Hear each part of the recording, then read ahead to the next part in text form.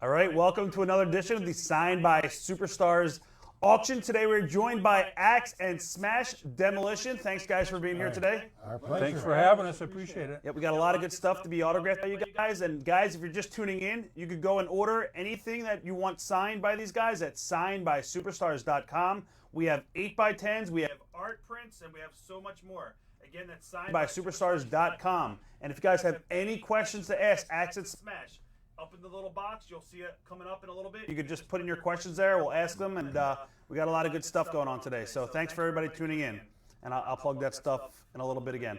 All right, this is going to be for Mike King, and you guys are just signing your names. And he didn't specify a color, so maybe I think red would look good on it. Sounds good. Yep. Sounds good. You want to go ahead first? What's going on, guys? How's everyone doing today?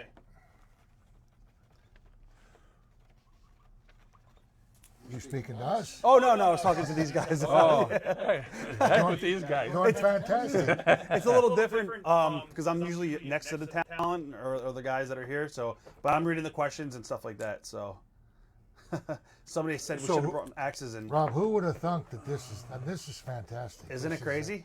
It is. It's great. It's All right, Mike King, that's for you.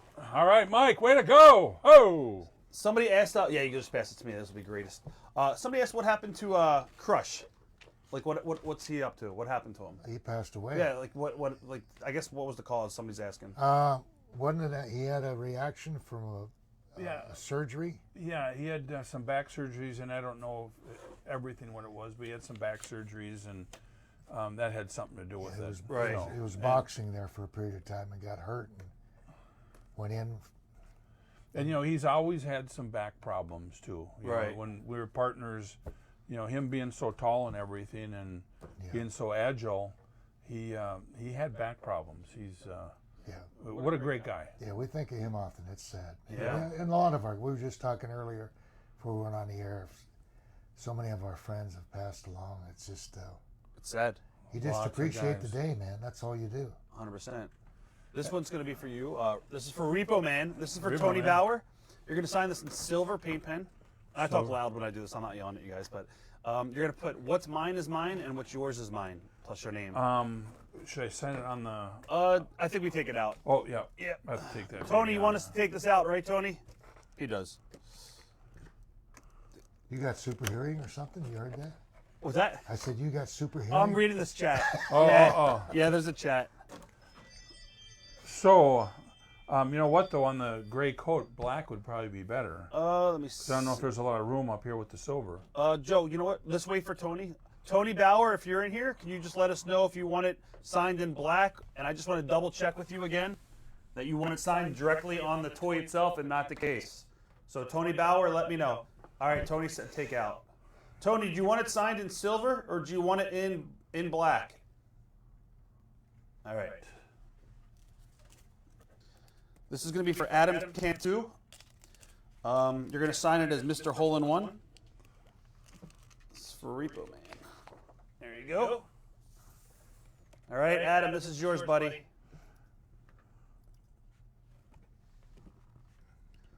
Bob Tackett wants to know, why did they add Crush? Why did they add Crush to the trio? Well, shortly before he came in, I had I don't know if the fans know that I was back and forth to Japan as a superstar, probably 40 trips. Right. And I developed a allergic reaction to iodine, which was in shrimp. Right. And I had an episode where I had an anaphylactic rate shock. And I had been approached by the office to move into a backstage position earlier, so it just coincided that's when they brought him in. Perfect timing. Okay. Yeah. All right, this is going to be for Adam. This is yours. This is signed Blacktop Bully. Just signed Blacktop Bully. Doesn't matter what color. Did you say to Adam? Nope. You're just going to leave it. Blacktop Yeah, Bully. Blacktop Bully.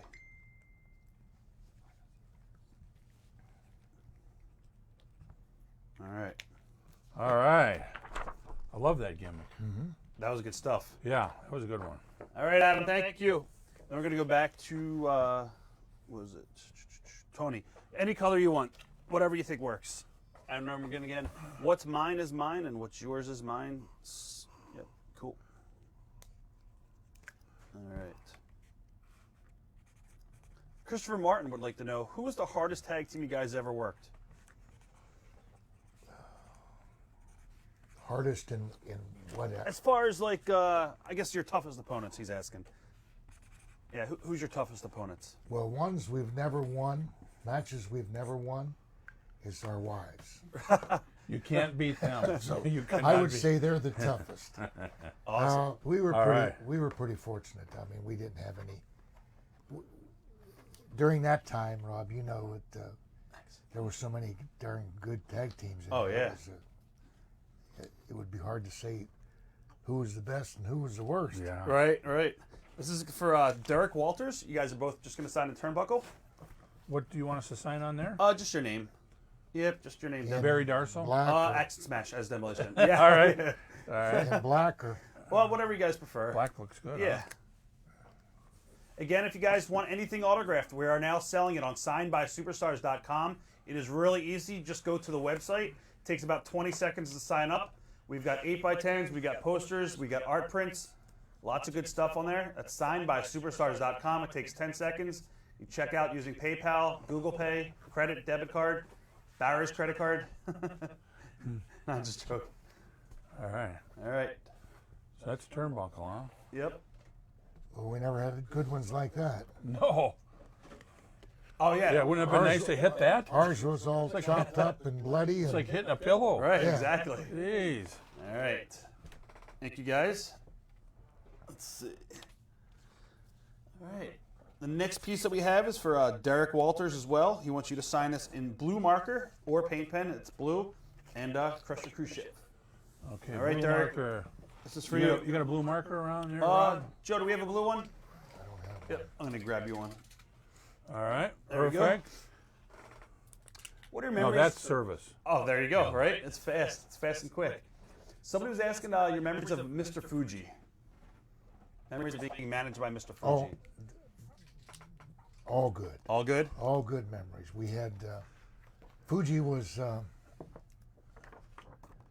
not only a mentor of ours in the fact that he'd watch the matches and he'd criticize, constructive criticism, Right. and you need that.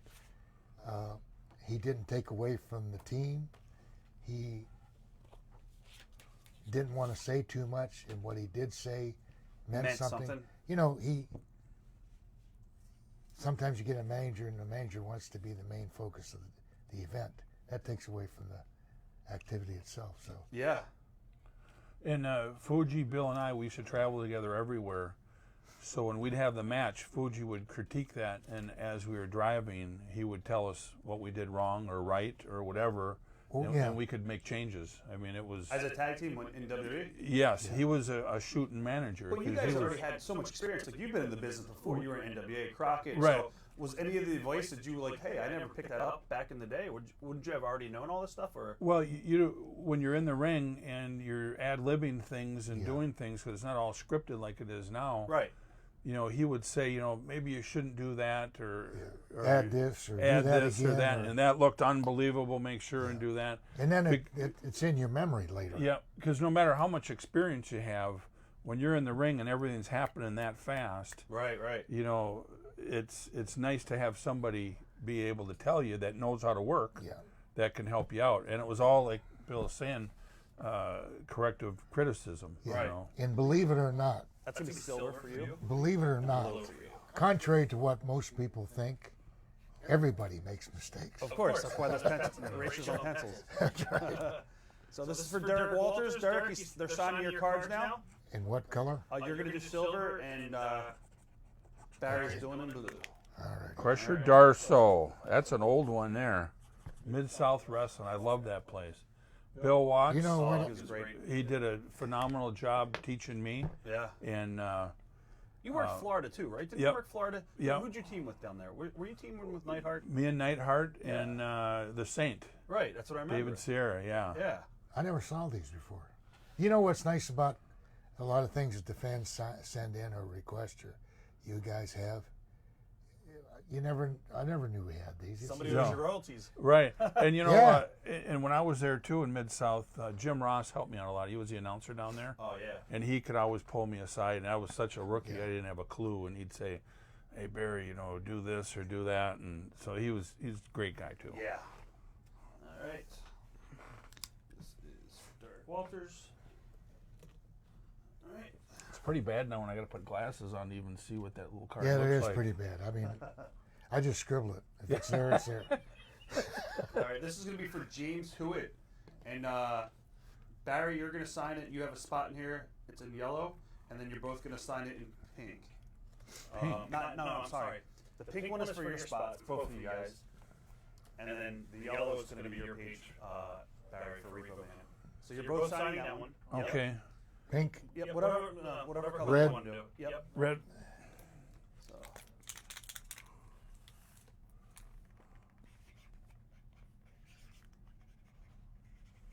Jamie said my audio is a little bit echoey. All right, we're working on the audio, guys. And then Barry, where can you guys? The fans are asking about your shirt. They want to know where they can get your shirt. That one. well, this one I made myself. Right, that's a great And shirt. and along with that one, I made that one. So there's only about 4 of these, and there's probably 3 of these Right. that have been made. Yes. So if somebody wants to buy it, I'll sell it. But Right. Somebody you know. probably wanted to buy it right off your back today. Like we had Billy Gunn, they auctioned off his shirt that he was wearing, and we had to give him a shirt home. It was like $150 for the shirt. Well, that's good too. well, these are right? pretty spendy shirts when you only make 1 or 2 at a time Yeah, too. You know. exactly. And so You guys both signed it? yep, both signed And it. then you have to sign it on the pink page. There's a one for you, Repo Man. Oh, you already got it? I got that one. Okay, that's it. And you Yep. broke the angle. Okay. Awesome. All right, James. You're good, James. Thank you. There it is. There's that one. And where's the other one?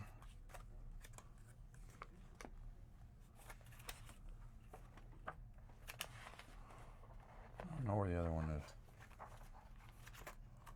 Just so everybody Right knows. there. Yep, there it is. Awesome. So there's that one. Yeah, we're working on the audio. They said I'm echoing. All right, this is for Bill. Thank you. Look at that one. Huh. Now, what's he want? Is that? You're just signing your name, Okay. Mass Superstar, I believe. Is that a Canadian or one? Bill Eadie. I don't know. This is for Tony Bauer. This is yours as well. Tony, we've never seen that one before. No. It's different. But, Who made that one? I don't even know what company that was. If you guys have any questions, So you can write Eadie them up. Productions. It looks like it's French or something. Oh, is it? Shoot, that does look like you too. Yeah, it does.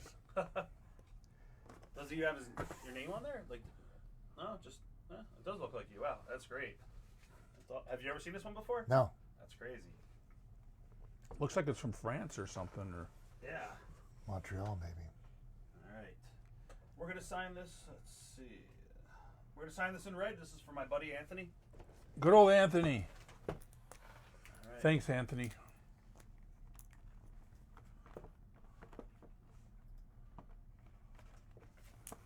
Yeah, Scott, you can do that in the inscription option. Just go ahead and tell us the color. All right. Cool. No problem. Anthony, there you go. All right. That looks good. What are your early memories of getting into the business for either of you guys? You guys either. Well, for me, at the very beginning, I used to work at a bar called Grandma B's, and Rick Rude, myself, and the Road Warriors, we all worked out there. Right. And Eddie Sharkey was a bartender there, and he's the one that, after watching us throw guys out of the bar, he said, "I got to get you guys into wrestling." And so he ended up having a wrestling camp with us in it, and he was good friends with Ole Anderson, and Ole Anderson used to come to the camp and see us. So that was kind of our big break Right. from being in the camp and Ole coming down and liking us, and that's how we got started. Did he treat you good, or did he try to stretch you guys at the beginning and scare you off? Oh no, he treated us great. Right. Yeah, He saw potential with the size of you guys, so. Yeah, he saw what we did in the bar too, and Right. he thought, well, I ain't gonna do nothing to these guys, you know. But Eddie was a great guy, good teacher and coach. Yeah, I sort of backed into it, you know, being from Pittsburgh, and my family were big wrestling fans, but I wasn't a fan. And I went to an event one time. My next door neighbor,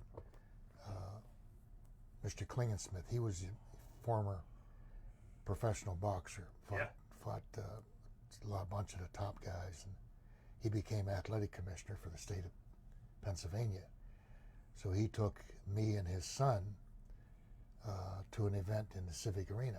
Right. Of course, we could get back into the locker rooms, which at that time I didn't know you couldn't go in there. Of course. But he, being a commissioner, took us in, and Guido Mongo was the promoter at the time, and come up to us and asked he and I if we wanted to be involved in wrestling. I said, I guess, I don't know, I've never tried it. And then about 6 months later, we're in the ring.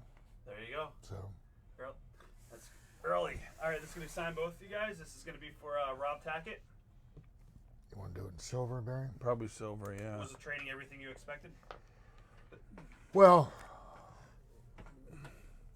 yeah, he tried to discourage us. Right. The first day, I remember the first day, I did 100 beals. I don't know if most of the fans know what a beal is. You put your hands over your shoulder, and you stand erect, and you flip over backwards. I did 100 of those. Well, and you had to do 100 complete. Right. That doesn't count the 20 or 20 that you hit the back of your neck or your shoulder. Yeah. So he figured, well, he's not going to show up. Next day we showed up. So we did the beals, and then we ran the ropes and took a bump out. So we did all the hard work the first couple of weeks, took all the bumps, and then we learned the psychology of it. Yeah. All right, this is for Rob Tackett. This is for you.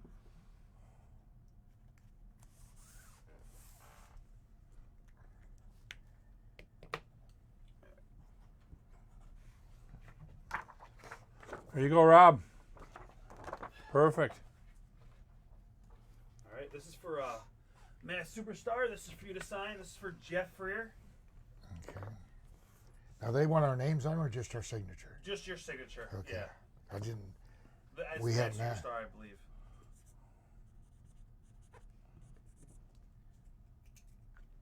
Alrighty. So, where are all these people that were signing from? Where? All over the place, like England. Guys, if you guys want to let me know what state or city you live in, I'm just going to do some shout outs. I'll let you know. So that one must have been from France, maybe then. I don't believe so. I think, which one was that? It was that action figure that. James Hewitt is from England. He's an England guy. Yeah. But he got the encyclopedia. The figure guy, he might have been from New York. So Okay. He just got it. Yeah, it's Well, crazy. tell them if this COVID activity calms down, we're going to be over in Liverpool next May. For what convention is that for? So you guys get For the love of wrestling. For the Okay. yeah. There you go. Yeah, we were supposed to be there a couple times already that it got canceled. Yeah. So, and we love England. Hope you it know. hope it works out. I like the beer. They got good beer. They do have good beer. You like beer from every place, though. I do. I try to get one of those. Like in England, you have to be like English. Yeah, you know, yeah, Or, in Hackensack, you got to be like Yeah, a yeah. Hackensack guy. You know. This is going to be to Jeff. To Jeff. All right, Jeff Freer, this is your 8x10. Somebody, William Remmel, probably butchered his name. If you could wrestle any tag team today, who would it be? Ooh. Vince McMahon and Shane McMahon. The McMahons. The There you go. McMahons would be a Demolition. good You one. want wouldn't you it? want this to Jeff, right? To Jeff, yep. And then you're both going to sign your name. That would be a good one to tag up with. Yeah.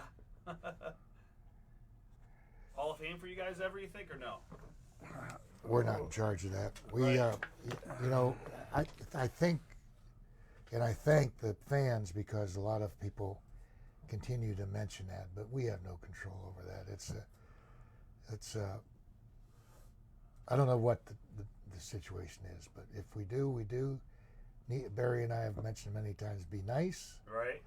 but we're not going to lose sleep over it if we're not. Right. And we have other things in our lives too. Right. I mean, it'd be huge and nice to do that, but that's not something that is the main part of our lives. No. I mean, our grandkids and wives and family are our main thing. Right, you're focusing on family now. Yeah, yeah. This is going to be for Jared Romsey, but you're just signing it. No tour or personalization or anything. I wonder if we should go with a different thing than that silver. Think red would show up on those pictures? Yeah, red would be sweet. Whatever you want. 100%. Yep. Because that silver kind of seems Yeah. a little funky on that one.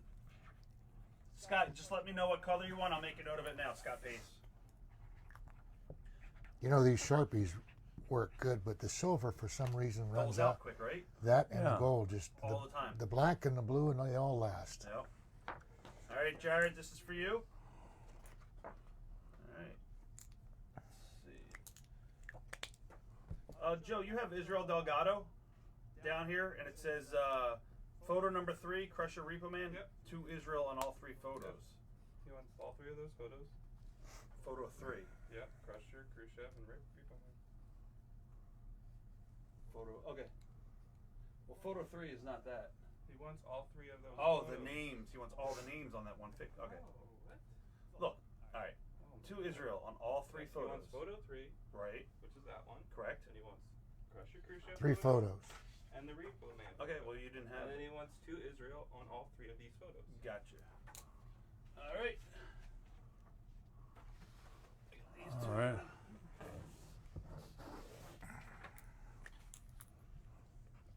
Now how you spell Israel? Israel. All right.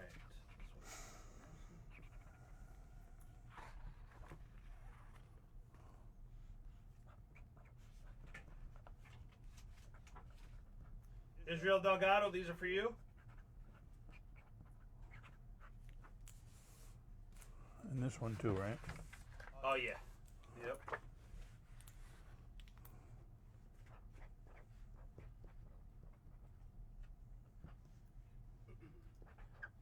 Vote for Pedro would like to know what it was like working with Bret Hart and Jim the Anvil Neidhart.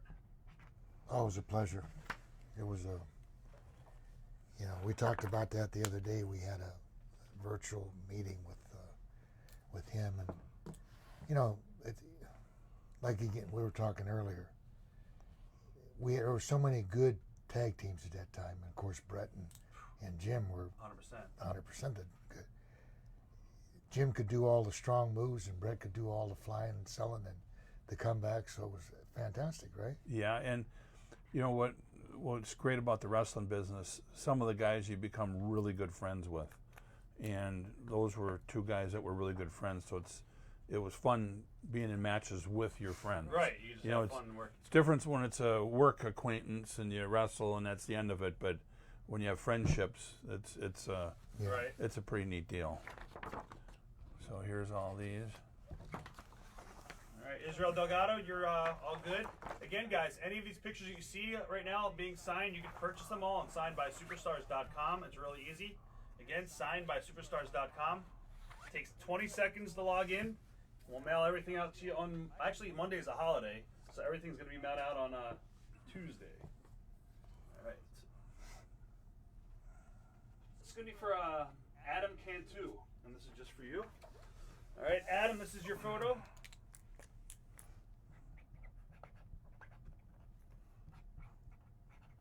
People are from Brooklyn, Oklahoma, Chicago, New Hampshire, Louisiana, Connecticut, Baltimore, California, from England. Nice, So, amazing. Who would have thunk it?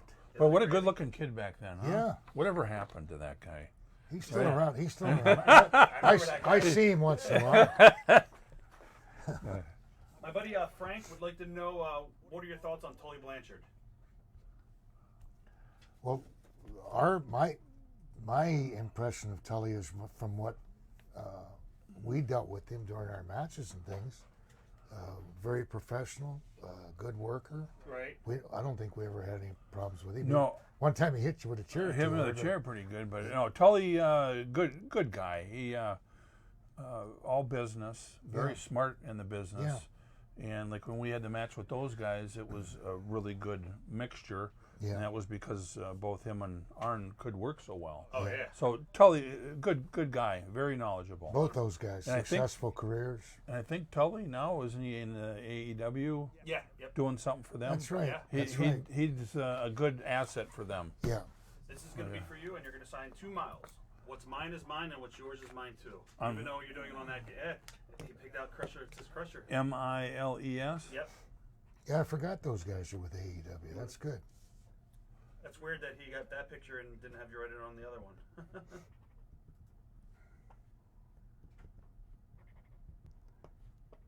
Joe, can I get a case for John DePietro of the face-off that's right when you walk down? My buddy Paul would like to know, how was facing each other at the Rumble and when it was presented to you guys? Did you understand the impact of that moment? Well, I got a pain in my right side of my jaw from that match. And mine's on the left side Yeah, of the yeah. jaw. So, no, I don't. You know what? Literally thousands of people mentioned that match to us. I don't think we understood the reaction to the fans. The one thing that I now know is, it was brought up to us some time ago, they'll never be able to do it again. They won't be able to duplicate it with a team. Right. And I didn't think of it at the time.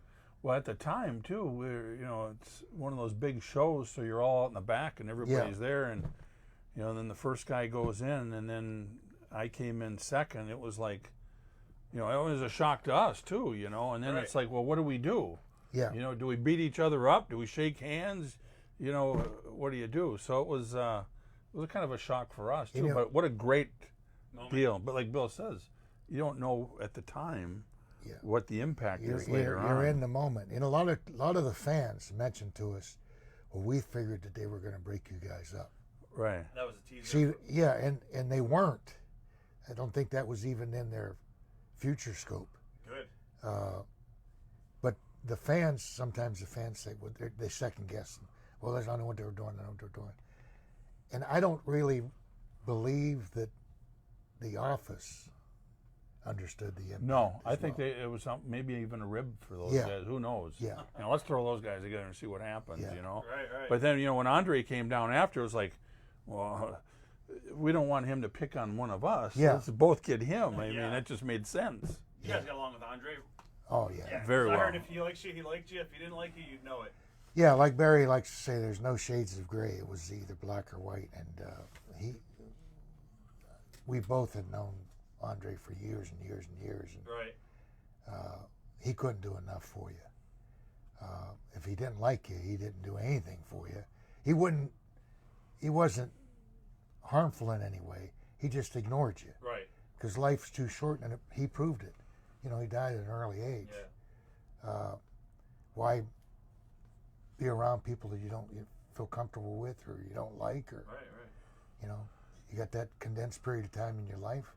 Do it with people you want to be around. And what a good guy too, because just for an instance, he had a commercial he was going to do. It was going to be the Pizza Hut commercial, and he didn't want to do that at the time for I don't know whatever the reasons were.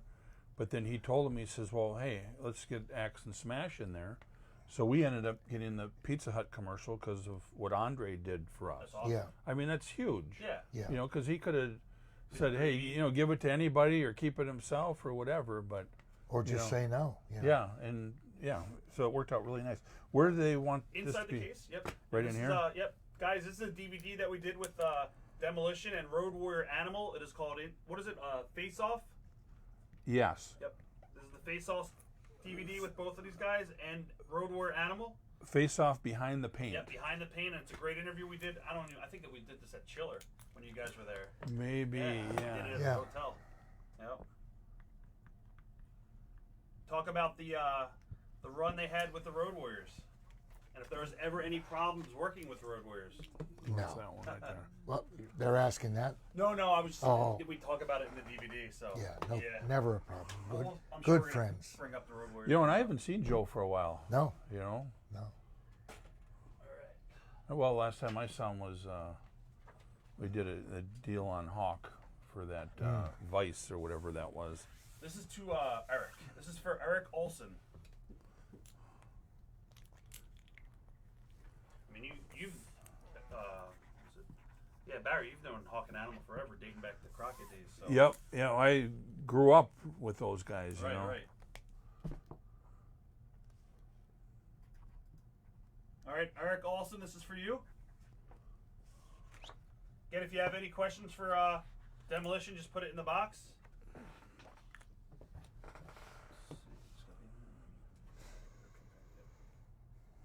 You know what I was just thinking about the other day was Pez Watley. Pistol Yeah. Pez. What a good guy he was. Good work. How long has it been since he passed away? It's scary. I don't know. Because I never even knew when he died. You know, they bring up when Kamala recently died and Armstrong, and they talk about so and so died. It's like 15 years, or 7 years, or 5 years. And time passes so quickly. It's just. And you lose track of guys that have passed away, and you don't want to lose track of Yeah. them because they're all your friends. Right. Yeah. I mean, how do you remember all of them? You know, Yeah. and there's so many of them. Yeah. This is for Derek Walters, and you guys are going to write to Derek, 3-time WWF champion. Guys, this art print is brand new. You can order this right now on signedbysuperstars.com. They will both sign it for you. It's really easy and simple. Takes 20 seconds. It's a great, brand new 11x17 art piece. In fact, this is the first one ever signed right here. Oh, yeah, there you go. There you go. Derek Walters, Is it you got the very first one. DERRI? DEREK. So doesn't he have to pay like triple because Yeah. it's the first one? 100%. Derek. That's what happens.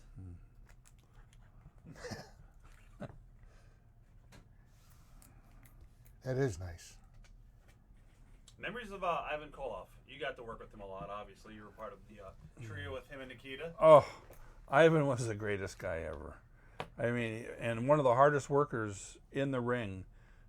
He taught me so much in the ring when I got there, and I thought I knew a lot about the business. And then when I got taken up with him, he showed me things that I never even seen before.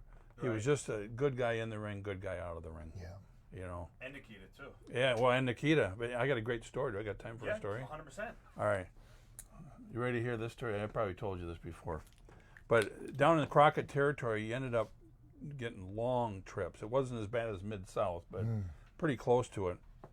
So we were in one town. It was like Charleston, South Carolina. Oh, is this a driving trip? The driving that's trip, good. yeah. That's good. And so it was down to Charleston all the way to, or no, in fact, it was, we were at TV, and then we flew into Charlotte to get our cars. We went from Charlotte to Richmond, Virginia, which was like 300 and some miles. And we were on last that night, and it was after TV, so we had to get up early to go there, so we were tired as heck. So we get in the car on the way home, and we were going to stop in Charlotte to go to Charleston, South Carolina, and we were just exhausted. And I'm driving the car, you know, and get about 100 miles down the road, and I'm kind of, you know, doing that deal, and I rolling the windows down, the whole thing, and Ivan's talking to me, and I said, Ivan, do you mind, can you drive a little bit? And on the road, I didn't like anybody else driving but me, you know, or you, but I just... Right. Yeah. So Ivan says, oh, yeah, I feel like $1 million, you know. So I said, okay, Ivan. So I pull over on the freeway. Ivan gets in there, and he's got the cruise control on about 80 down there at that time. And I'm in the passenger seat, and I'm just falling asleep. And I'm thinking to myself, he's got to be as tired as I am, you know. And I know I'm exhausted. So I'm looking over at him, and I see Ivan over there driving with the cruise on. He's going, you know, doing the same thing. So now there's no way I'm going to sleep, right? So I said, Ivan, how you doing? He goes, oh, I feel like $1 million. Great, you know, you get some sleep. So he's driving, and I'm over here with my eye looking at him, and all of a sudden, Ivan's like this, out cold, sleeping, driving 80 miles an hour with the cruise control on. I reach over and I grab the wheel, and we're driving down the road like this. It seemed like it was about an hour, but it was probably, you know, a minute or something. Right. 80 with the cruise on down the freeway, and all of a sudden Ivan wakes up. He's like this, and I went, Ivan, how you feeling? He goes, God, I feel like $1 million. I said, well, you slept an hour on the deal. Of course you did. He didn't even know he fell asleep. Wow. You're lucky you saw that. That's crazy. Good old Ivan. This is for Andy Harrion. You're going to write to Andy on each picture and sign whatever you want. Whatever else you want to sign. All right.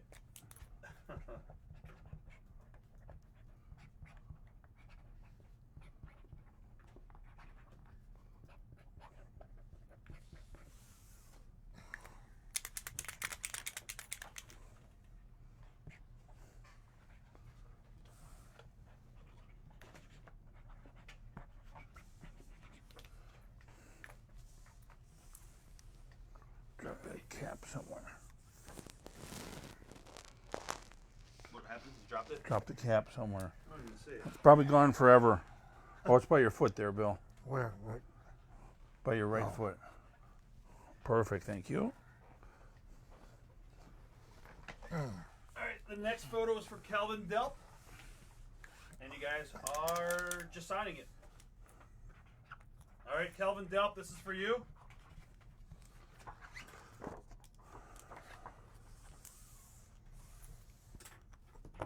Shane Dock would like to know, what were your favorite and least favorite places to wrestle in? Favorite and least favorite. Favorite's easy. I mean, You know, there's so many good places. The to go. Boston Gardens, New the York. New York Madison Square Gardens, in England. L.A., England, Japan. Yeah. You've been to Japan many times, right? Like way Yeah, back. about 40-some trips, yeah. You worked for Baba Inoki or No, just Inoki. just Inoki for New Japan? Montreal was nice. That was good. Montreal Forum. Worst places. Think of the worst places. You know, you hate to mention the worst places. I don't remember any places that stood out to be. There were some towns you just didn't want to go to. You know. Because of the trip. Yeah, the trip was so far. It wasn't because of the town. It was because it was out in the middle of nowhere. I will put in my one trip to Afghanistan that I did and when I was Pakistan. Pakistan for New Japan with Inoki's group. Whew. And India, I didn't like going to India. A lot of people get sick there. Yeah, that's what happened. We got dysentery, and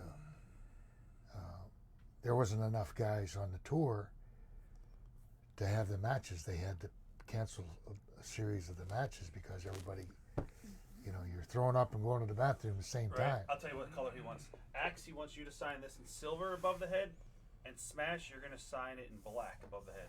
Okay. I like this here. Yeah, most places you enjoy going to. I mean, those would probably be my few that I didn't enjoy. Right. And a lot of times, the trips are long. You don't like the travel time, but when you get there, you're okay. Oh, Yeah. yeah. That was the worst part about everything. And then when you get in the ring, it's the greatest. Yeah. You know, all your troubles driving there and leaving and all that are gone Yeah. because you're in the middle of the ring thinking about your match. Well, it's funny. I was telling Rob, on the way up, we stopped in Washington, D.C., and my daughter, they wanted to see some things, so we went around. And she says, Dad, you've been here many, many times. I said, honey, I was in the building and out, in the building and out. Never in the seen building this. and out. Oh, you really didn't do any of the sites when you went? We didn't have time. Right. Yeah. That's true, too. You had to be, you're in Washington, D.C. one night, and you might be in L.A. the next night, and you're in Chicago the next night, in Miami, and by the time you get on the plane, you make the flight, you get the rental car, you get the hotel, and you get to the gym, then you're at the building, you have your match, we're generally on last, we get something to eat, 6 o'clock in the morning, you start it all over again. You guys ever feel burnout back in the 80s during this? You're burnt out the whole time. You just don't even know it. Yeah, Right. you don't know until you stop. Yeah. Unbelievable. Yeah. All right, this is just being signed. This is for Don Wilson. All right. My friend Brian Bercon would like to know, who did your paint? We did. Yeah. We did it all of ourselves. Yeah. Yeah, nowadays, I think they probably have somebody do it for them every night. Yeah, that was part of our locker room time. If you're in the locker room so much, if you don't, and we didn't play cards that much. Barry played more than I did, but by the time you get the paint done and you get ready for the matches and stuff, you're ready to go in. Yeah. You had to, most times at that time, you have a state athletic commission, you take a physical, and then you get ready, and we had the paint to put on.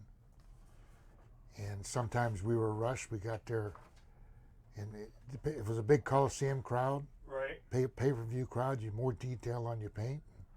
A smaller spot show, you could be a little less. You could be more liberal. Yeah, there was the TV paint, and then there was the spot show paint, and then there was That the was big quick. show paint. Yeah. All right, Don Wilson, that was for you. This is for Dean Daly. You're going to write Dean 3-time WWF Tag Team Champions on this one. DEAN. Yep. Good name. DEAN. That's one of my grandsons now. There you go. You know, and back then too, you know, we were always on time. That was the one thing. When somebody said, "Hey, you had to be there at 6 o'clock," we'd end up being there at 5. So we're there longer than everybody. It seemed like, and I don't think we were ever late, or we've never missed shots or anything. That's just how we were. What about You know? when you first got the call to go to WWF? How did that happen? Did they present you the idea before you went there as Demolition with the face paint, or? No, what had happened was Ricky Steamboat and David Hebner. They told Vince that I quit my job down there with Crockett. Right. And then Steamboat called me up and he said, "Hey Barry, you want to go up to the, to the WWF at the time?" I said, "Well, shoot, yeah." He says, "Well, I talked to Vince," and then Hebner called me up and said, "Hey, Vince is going to call you tomorrow morning." So Vince ended up calling me in the morning, and he says, "Hey Barry, Vince McMahon here.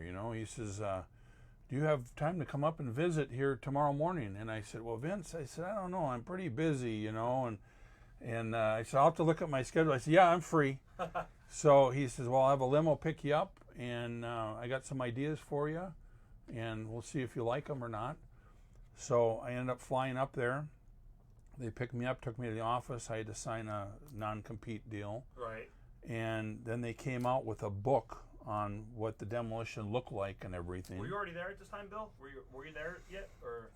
Yeah, but we had people. Oh, that's right. People Okay. were recognizing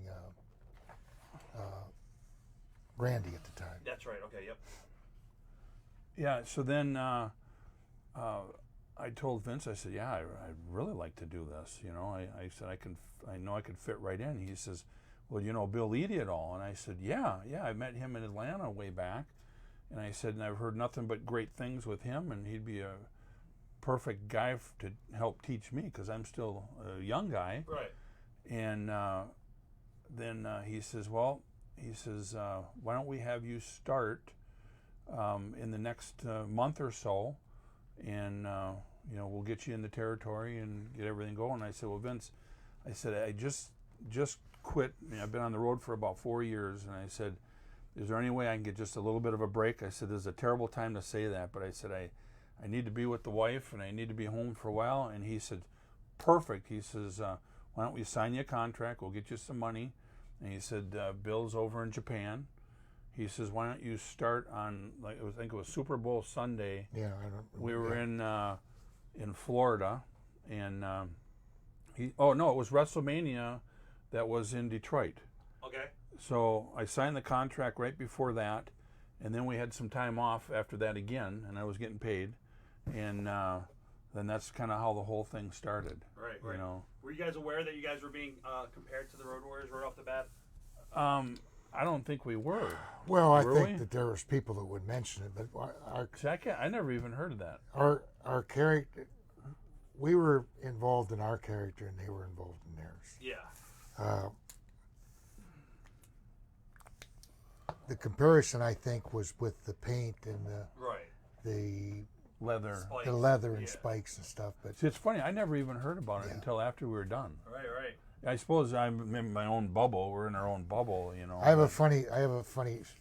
Well, that's a true story. Frank Ferraro, this is for you. When it comes up, a lot of people say, "Well, you realize that they compared you guys, or they compared them to you?"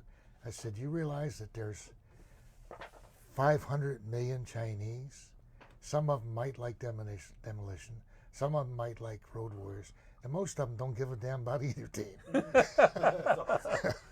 What was crazy, though, when I did start there, though, the first time I walked in the dressing room, I was probably the youngest guy in the territory. Yeah, I think man. I was 24 years old or something. In a which- position, yeah. in a major position, and thank God I You were walked 24 in. when you went to where?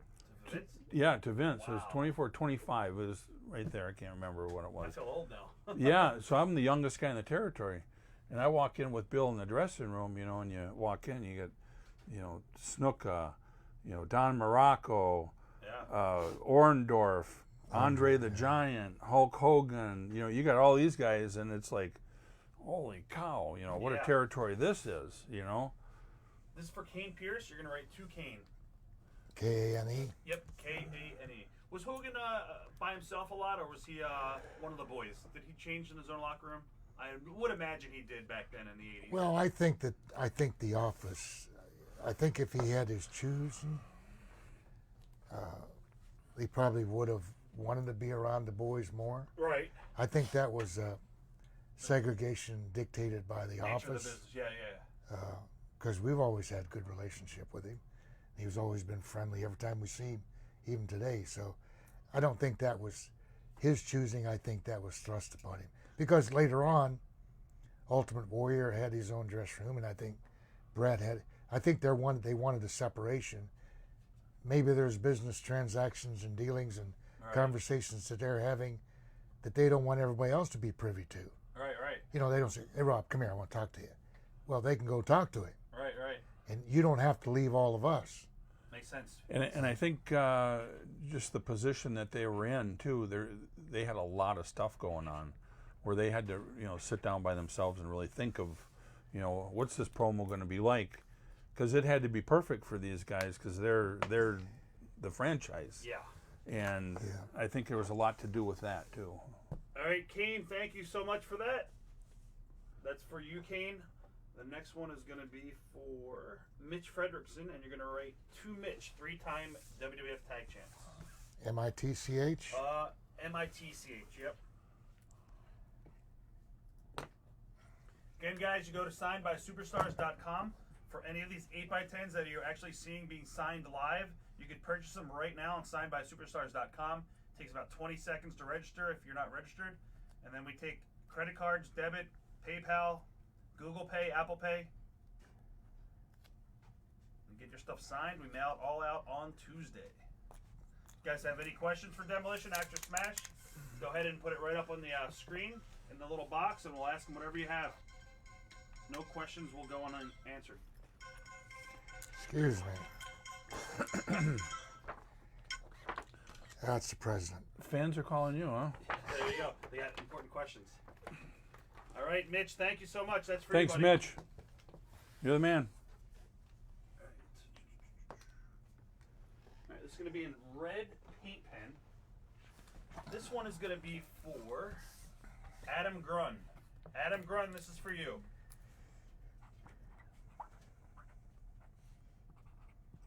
Just signed? No name? Yeah, just sign it. Ian Schultz would like to know, Matt Superstar, what it was like working with Grand Wizard, Ernie Roth. You know, he was always a very nice guy around me. At that time, he was just my manager for TV. He'd come in and he'd do the TV segments. He didn't travel. That was probably part of his deal. He didn't want to be on the road. And now He was old, right? Back you know, then? now I can understand that. How old was he when he was on the road at that time? Oh God, I don't know. Was he 70? He may have been, but he just come to, I think we did TVs in Hamburg and Scranton. Or no, I know, Hamburg, Allentown. Allentown. Yeah. And he would come to those two towns and do our segments, and then next section I'd see him would be then. Right. But he was always professional, business like, never, we didn't go out to eat and didn't have chicken at his house and he didn't have chicken at my house. So. Right. All right, this is going to be for Arlen Vaughn. Do you remember Captain Lou Albano from the early days of the TV tapings up in Allentown? Was it true that he was always drunk and he got fired one week and rehired? I don't know if he was always drunk, but I think he enjoyed a drink now and then. Right. But he was a character. Oh, yeah. I never met. How I never could you met not Lou. like Captain Lou? Yeah, I never met Lou. I was up there, and I never got to talk to him or anything. And then he was gone by then. Yeah. All right, Arlen, this is for you. Thank you. Arlen, there you go. Thank you. All right. This is going to be for Armando Hernandez. Just signed? Yep, just signed.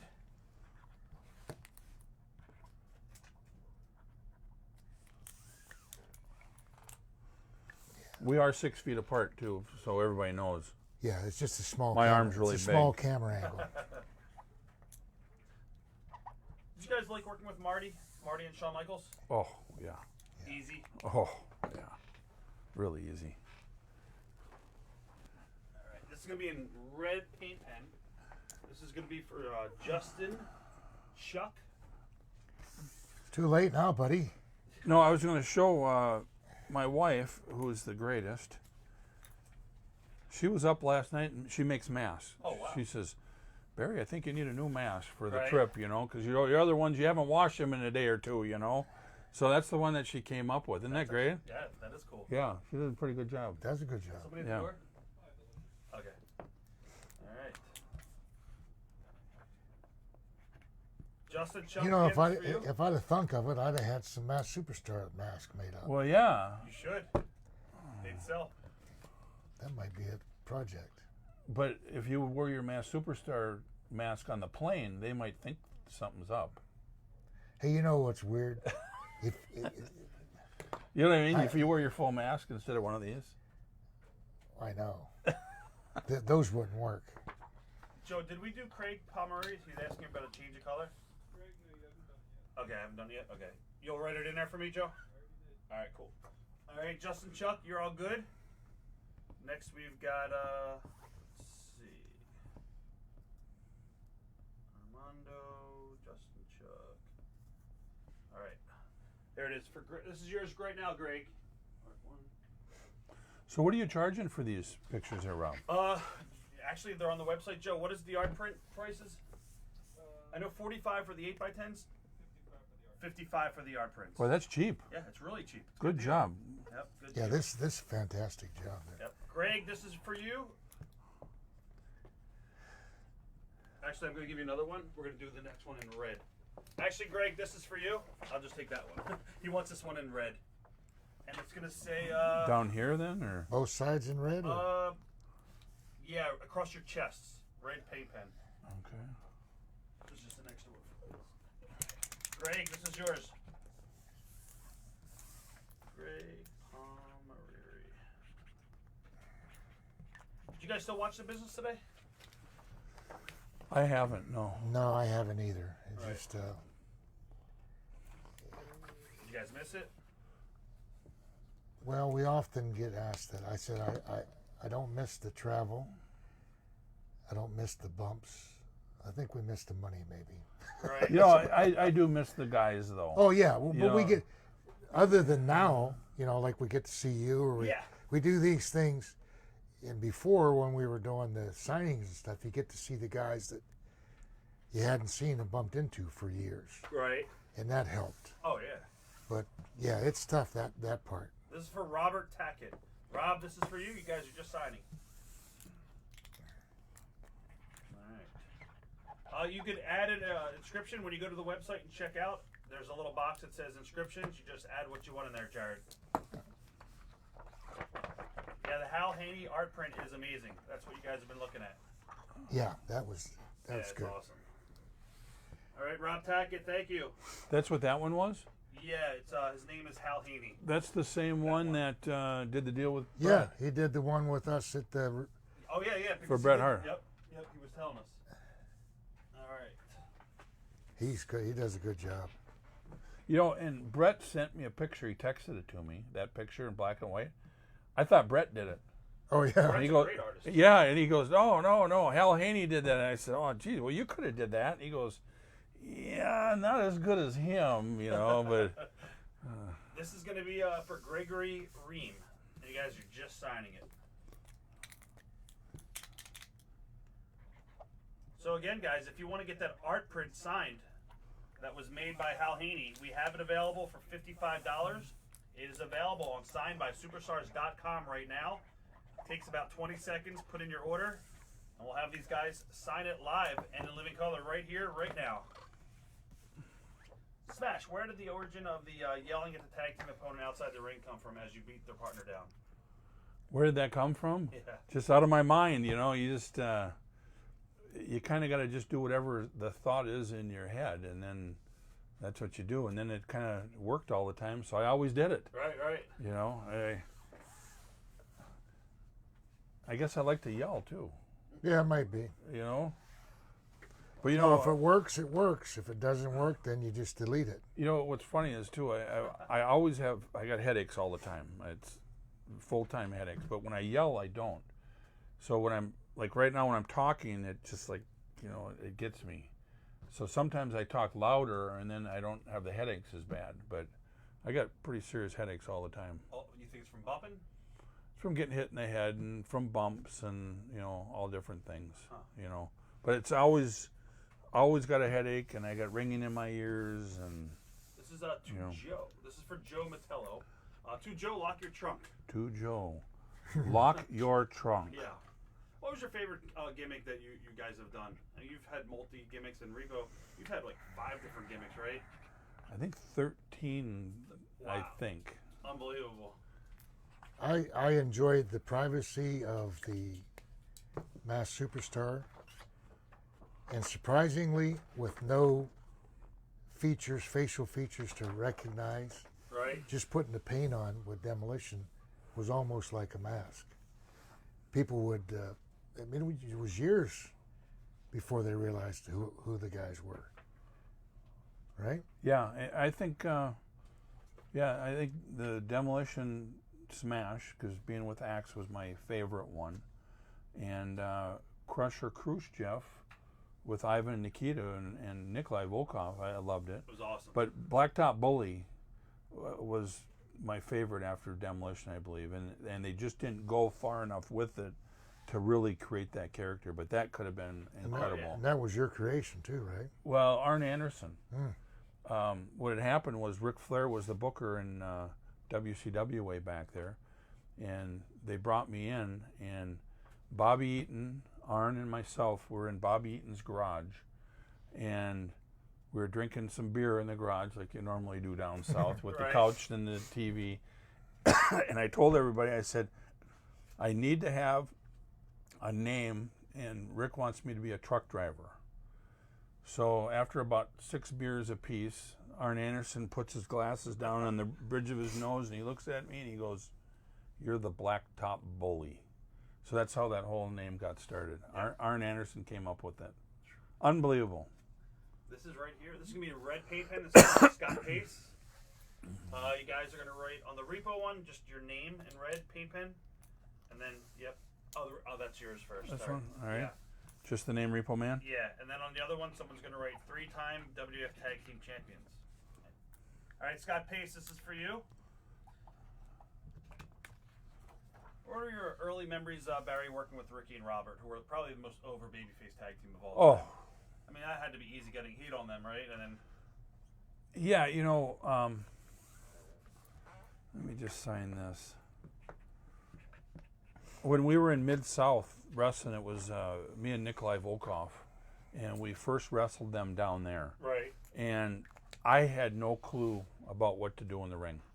And Terry Taylor and George Weingroff and Art Cruz, they were the guys that really helped me out.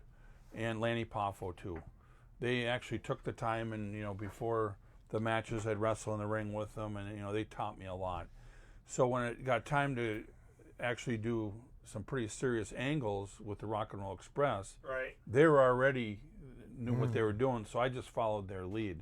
It was so easy, and I was 330 pounds, and Nikolai was 300 pounds, and here's these cute little guys, that could work, and you got heat on them. It was so easy, and the girls would just go crazy, and the girls in the audience would cry, and I mean, it was the greatest thing for me to be in the ring with them at that time, not knowing what I'm doing, to really figure out the business.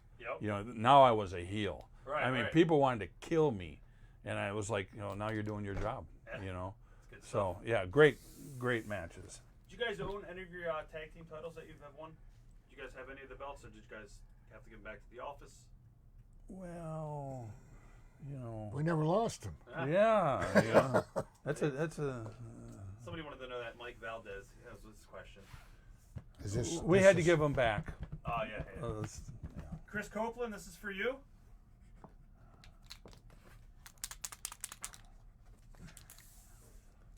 When I first started watching the business, it was around 83, 82, 84 maybe, 83. Matt Superstar, you were working with Eddie Gilbert. Mm-hmm. One of the first house shows I ever went to. What are your memories of working with young Eddie Gilbert? Good. He was like Barry, what Barry was mentioning, those Southern baby faces. I mean, they could get sympathy. They had, and Eddie was a great worker. Oh, yeah. Good interview. It was fun. It was easy. And then I think he was supposed to be under the wing of Backlund. Right. And then when I injured him, Backlund was going to seek revenge and stuff. So Yeah, you were a bad man back then. yeah, my wife tells me that. Those are good old days. That was huge. This is Kevin Miller, and you're going to write, Kevin, what's mine is mine, and what's yours is mine in red. Yep, perfect. All right. Rio Prisco wants to know what it was like working with Powers of Pain. They seem like very nice guys. Fantastic guys. Very good friends of ours. I don't know why Barry and I have mentioned it a number of times. I don't know why we didn't have a tag team run with those guys. Them going after our belts and vice versa. Every match that we had with them, I thought we had fun and it was well. Nice guys. And that was 4 people that didn't have egos. Yeah. Which was huge. Yeah. All right. That was for Kevin Miller. And this is going to be for Chris Giles. We are Demolition, 3-time WWF Tag Champs in pink pen. Awesome.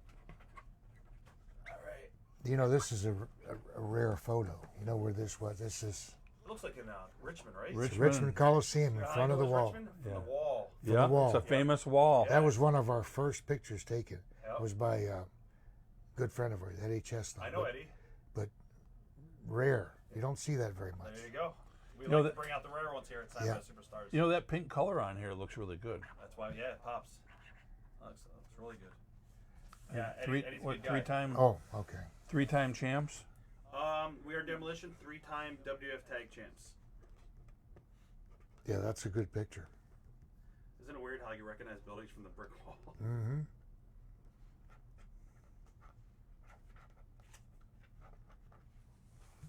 I went by that Coliseum probably 2 or 3, maybe 4 years ago. And it's still there. Still there, but it doesn't. Joe, for Adam Cantu, Doesn't look we the didn't have same. Barry personalize that, right? For the Crusher Khrushchev? Hold on, what did he just write me? Barry. Adam Cantu says Crusher Khrushchev. Did he personalize that? I only have a Demolition photo 3. No, there's another one Oh, over there. yeah. No, he did. Eric Walter? No, Adam Cantu. There should be two 8x10s somewhere.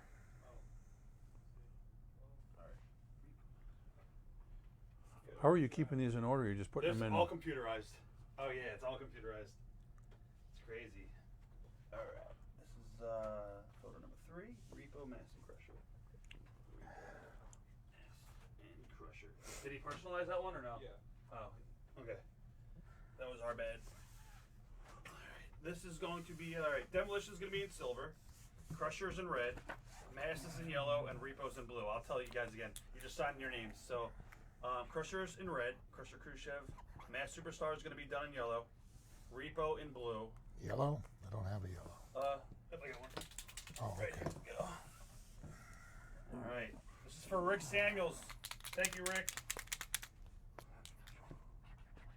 Oh, yeah, that shows up pretty good. Yeah, this blue really shows up good Yeah, too. I like that blue too. Good stuff. That's nice. There you go. If you guys got nominated, or what is it? If you guys got nominated for WWE Hall of Fame, who would you guys want to induct you guys? I'd want my son. Right. Yeah. Brett has been a big advocate Brett would of be great. ours. He's been a big advocate of us. We really haven't put much thought to it because we don't assume that we're going to be in it. Oh, it's Did you guys have any heat with The Office at all? A little bit, maybe, or no? I don't know why I we don't would. I don't know why, other than maybe the concussion lawsuit. That's Oh, probably yeah. probably the only thing. But you wouldn't think that would be Right. why that would be. I mean, it's a serious thing that, Yeah, you know, so if they said, oh, yeah, they're in a concussion lawsuit, let's not put them in the Hall of Fame. and we're not well, really. you're not hurting my feelings by, No, you know, and I we're mean- not really involved. exactly. We're not really involved in it to get at him. We're involved in it to protect the future. Better the business. Yeah. and so- you know what? They've put a lot of protocols in place to protect the guys now. Yeah. So it's all, you know, but yeah, I wouldn't think we'd have heat with anybody. I mean, nobody calls us and says hi to us though. So Yeah, I mean and we don't call them either. So. Right. you know, we used to see Howard Finkel on the road, you know, and talk to Howard, and you know, he was up in the office all the time, and he always said, "Yeah, I don't see you guys having heat," Good. you know, and Gene Okerlund, you know, he was, I mean, Yeah, Gene was a big advocate for us too. Yeah. Last time we saw Gene before he passed, he was talking about the. Matter of fact, he said he was going to go in at that time and advocate for us. And I said, Gene, just fine if you do. If you don't, then Right. you know, you would think if you're really what they think, then they'll put you in. If not, then you're not, you know, worthy of it, I guess. Right. Right. You know, whatever it is, it is. You know, I've always got along good with Vince and Shane and everybody, but yeah, you know, a match with those guys would be huge. that might be the ticket. That might be the. All we got to do is lay down and let them beat us, and maybe we'll get in the Hall of Fame. This is for Chris Kahn. That picture right there. Of the AEW cons, No, that's Tony Khan. what do you want, silver or? Oh, it doesn't matter. Whatever you guys prefer. Anthony Silvas would like to know: do you guys like being booed or cheered by the fans? Yes. Booed? Yeah, no, you said Oh, booed or cheered, and I said yes. As long as we were in front of the fans. As long as What there's did you noise. prefer, heel or babyface, or you guys didn't really care? I like the heel. I enjoyed being because you had more control of the match. But Right. it was funny. Normally the heels control the match, and then when we're baby faces, we still controlled the match There you go. because people would rely on us to lead it. Right. And everybody So- trusted us that, Yeah. that we're not going to do something shady in there, you know. I just enjoyed being in the sport. It was fun. This is for Camille Aslam. Camille Aslam.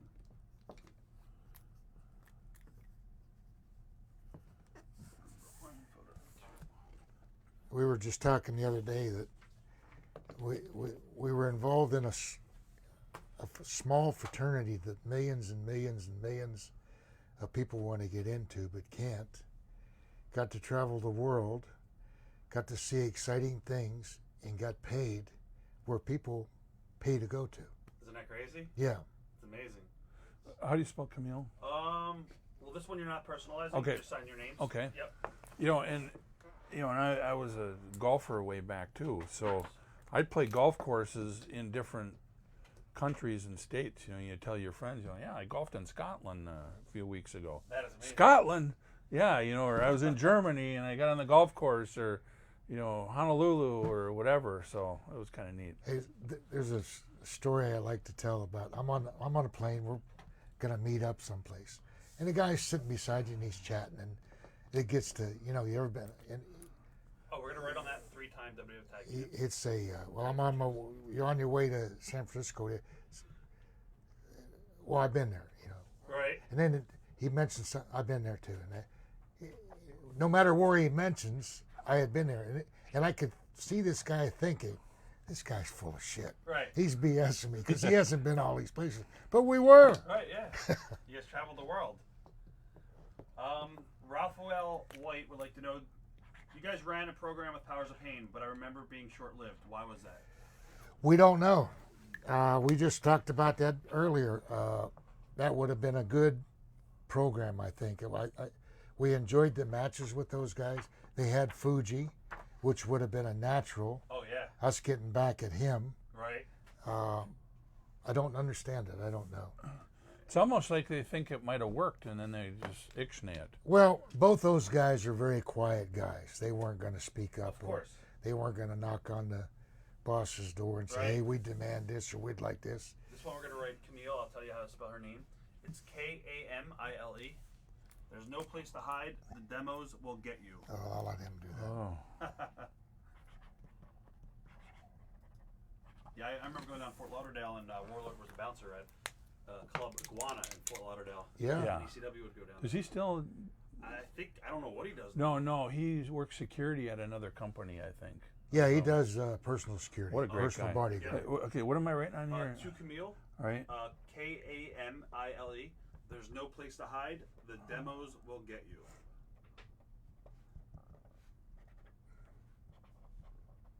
Jeremy Glenn would like to know, love you guys. Any memories from being on Survivor Series, teaming up with Hulk Hogan and Jake the Snake Roberts?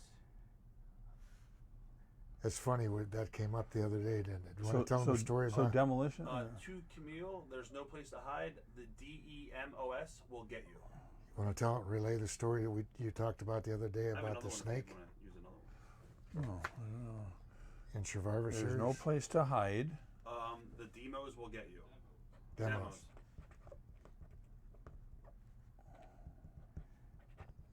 Yeah, we were at a pay-per-view with them that time, and Jake Survivor Series, yep. had requested that large snake. It was like, how long was that thing? Oh, The big what was one. the question?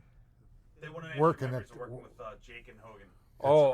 Okay, go ahead, tell them the Oh story. yeah. about- So we're in Chicago, and Oh, this came out good.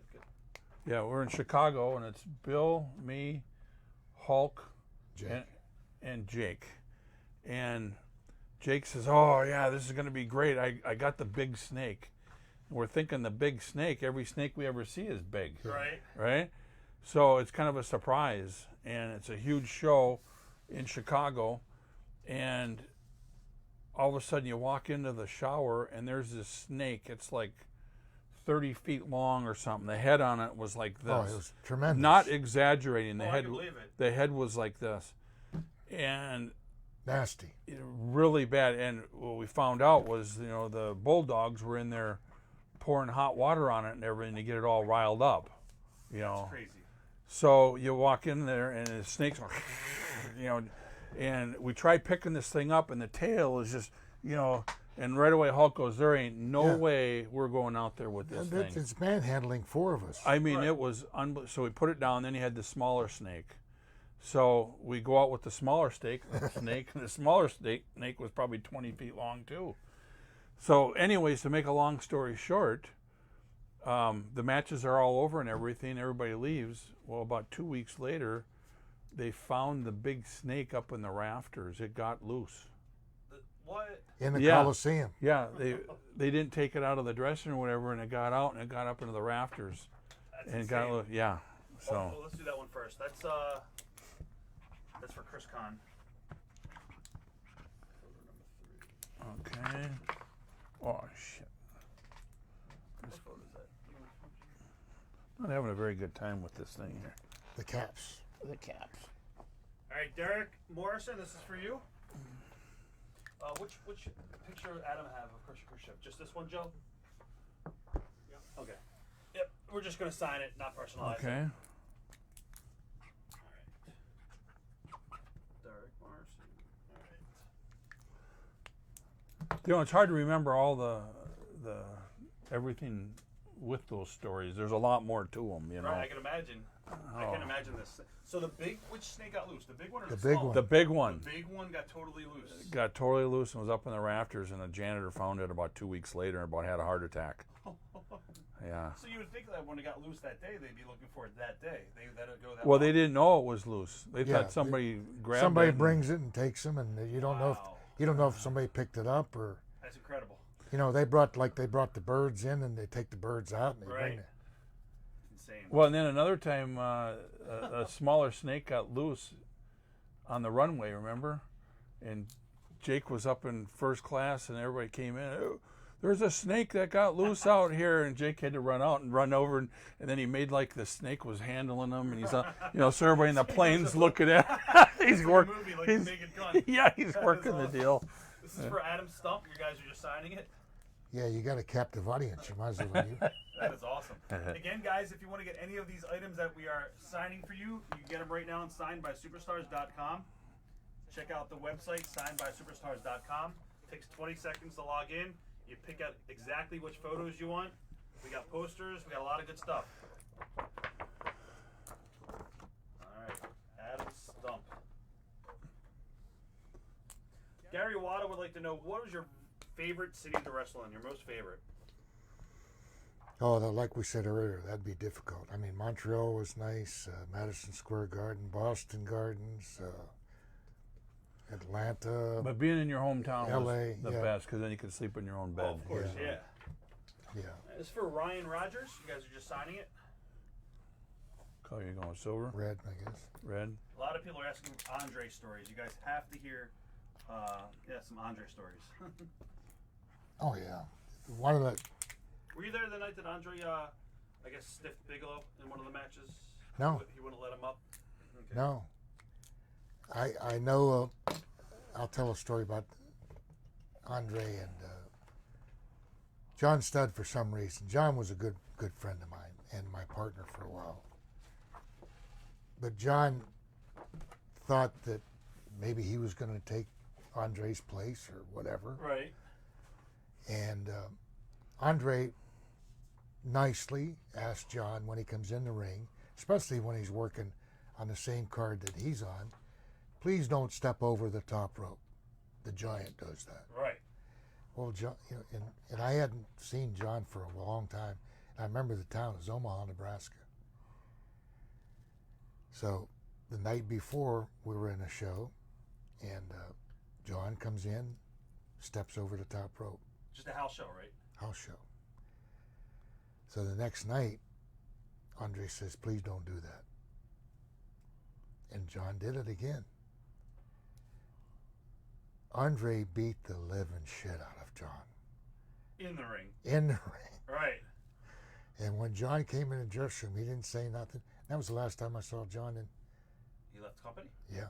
Wow. You know, that's like Hulk Hogan doing the, Right. is taking his gimmick. Yeah. Yeah. Don't. If you want to do it if I'm in Poughkeepsie and you want to do it in L.A., do it. Right. But don't do it when I'm on the same card. 100%. Yeah. And boy, I'll tell you, and I love John. John was a good friend of mine. Why he would do that, but he thought that he was going to take Andre's spot. Yeah. Well, you're not. Right. There's one giant, and there's another guy that's almost a giant. And there's a lot of other big guys. Yeah. So That's crazy. This is for Dale Dyrich, and you guys are writing to Dale. D-A-L-E. D-A-L-E. Yep.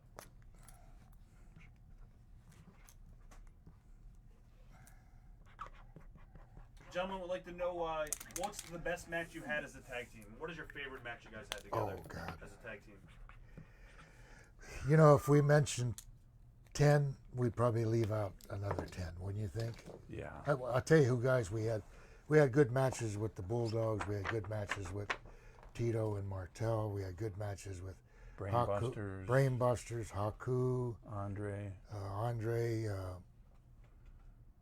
Boss Man, and gang. It was hard to say who we had good. We had a good time. Right. Okay. That's for Dale Dietrich. All right, Dale, this is yours. Thank you. I'm going to give you this one. This is going to be for Chad Stotler. It's going to be made out to Chad. Black. Good question. Bob Tackett would like to know if you guys have ever been on the receiving end of a Mr. Fuji rib. Thank God, no. No. I think Fuji was an intelligent man. He realized that we were part of his meal ticket, Right. and if he was going to go do something, he better do it with somebody else. Somebody told me one of the greatest ribs. He was in New York with Mr. Fuji, and they were riding somewhere in New York City. They had to get to the town. So Fuji told the guy to go to sleep, and Fuji just kept on driving for like 3 hours in the town, and the guy woke up. He's like, "We're not there yet," and Fuji's like, "No." That's an old trick for the old timers used to pull on rookies. Right. Fortunately, it didn't happen to me, but my partner told me about it. And then years later, I had guys that had happened to. Young guy gets in the business and says he's going to leave from Philadelphia, and he's got to make a town. And the guy says, "Oh my God, that's a 9-hour trip." Really? And they tell him to meet him at a certain time, and they just drive and drive and drive and drive. And then they say, "Okay, well, we'd make the town. They do things. I'm going to get a ride home earlier if you don't mind, okay? Oh, okay, yeah, I understand. And then they get in the car and it's like 30 minutes down the road. That is awesome. That is awesome. Oh, we're gonna redo this. Blue marker and what's that? Yep, too dark. In blue. Too. Yeah, it's just too dark. We're just gonna write too dark in there. We just forgot to write his name. It's personalized. D-A-R-K? Yeah, D-E-R-E-K. Yep, D-E-R-E-K. D-E-R... You know, and you take E-I-K? E-K. you take that D-E-R-E-K. you take that story. You got to put a lot of time and effort in to pull that rip. Yeah. I mean, you got to be willing to do the time. Right. Yeah, it costs you money, time, Yeah. everything. So, for instance, if you're in Philly and you're going to Atlantic City, he would purposely go like 9 hours out of the way. Oh, he'd just drive around. Yeah, Right. he'd go the back roads and this and that. Right. And if you'd never been there before, You wouldn't know. you know, we're traveling, and now with this GPS, you just listen to the GPS. Take a left, quarter of a mile, take a right, go straight. You're Isn't that there. great? Blah, blah. But years ago, you had to, you know, Maps. Barry and I would have a map, and he'd be the co-pilot or vice versa, and you're looking at this. That's why you always like to take a veteran with you that's been to the town, knows the building, because if you stop and ask somebody on the corner, hey, buddy, how do you That get, was the worst thing to do. how do you get to some? That guy's never been 2 blocks. He don't Yeah. know. Yeah. I don't know. Especially like in New Jersey or New York or something. You don't know where in the world And you're going then, to end up. and then they're ripping you, and they send you down 5 miles to. Yeah, I know where it's at. You go down to Route 1, 13 miles. Take you a take right. yeah. Then you're stuck on a road and you can't turn around for 50 miles. All right. This one, red paint pen, please, and it's for Rio Prisco. Stuart Cameron would like to know what, who would you like to have worked with from the past and present that you guys have never had a chance to work with? Oh my. Past and present.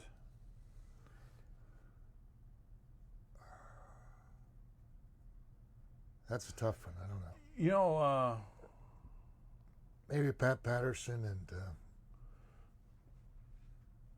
yeah. what was his partner's name? He was an agent. Ray Stevens. Ray Stevens. Ray Stevens and Pat Patterson would have been a good one. God, would that have been a good one. Yeah. But you know, even you know, the Road Dog and Billy Gunn? Yeah. Billy Gunn would have been a good one. Yeah. You know, because they're characters too. You know, they're gimmicks. Yeah.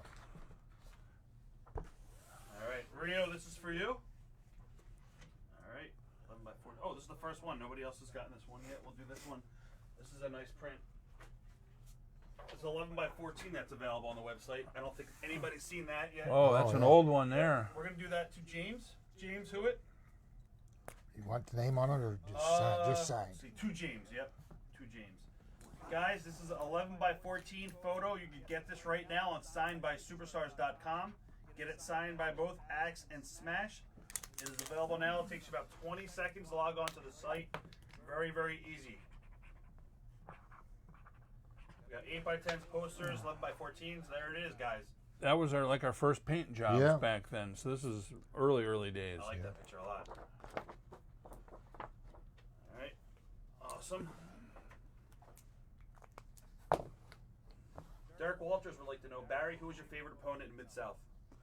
Favorite opponent in Mid-South? Oh, shoot. That's a tough one. I mean, Terry Taylor was great. Jim Duggan, you know, yeah, that's a tough one. Yeah, the Junkyard Dog. I mean, all of them were good, you know. I think Terry Taylor was probably, because he helped me in the ring a lot. Some of the best matches were with Terry. Right. And some of the most exciting things that have happened in matches was against Duggan when we did the coal miners glove matches, and you know, we were lucky to even get out of the building with the riots and stuff. It was, yeah, it was just everybody's good to work We're with. doing red, and it's going to say to Gary, to Axe and Smash, and I'll show you your real names below. So he wants to Gary, Axe and Smash, plus your real names. All right, Gary Wada, this is for you.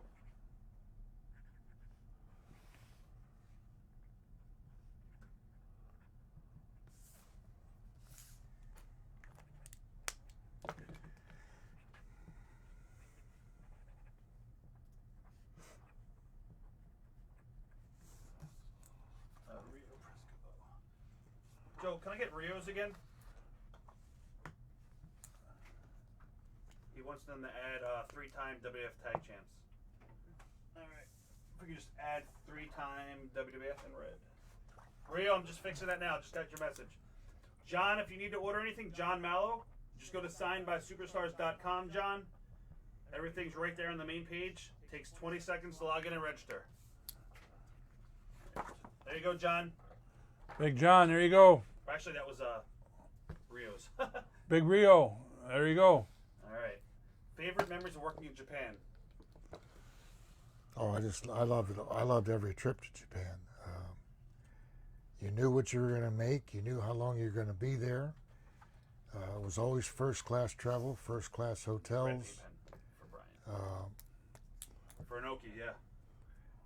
And I'm sure the same for Bubba's group. Yep. Yep. Yeah. And Brian Wheat, this is for you. it was hard, difficult work because you were away from home, but you knew what you had signed up for. You know, Yeah.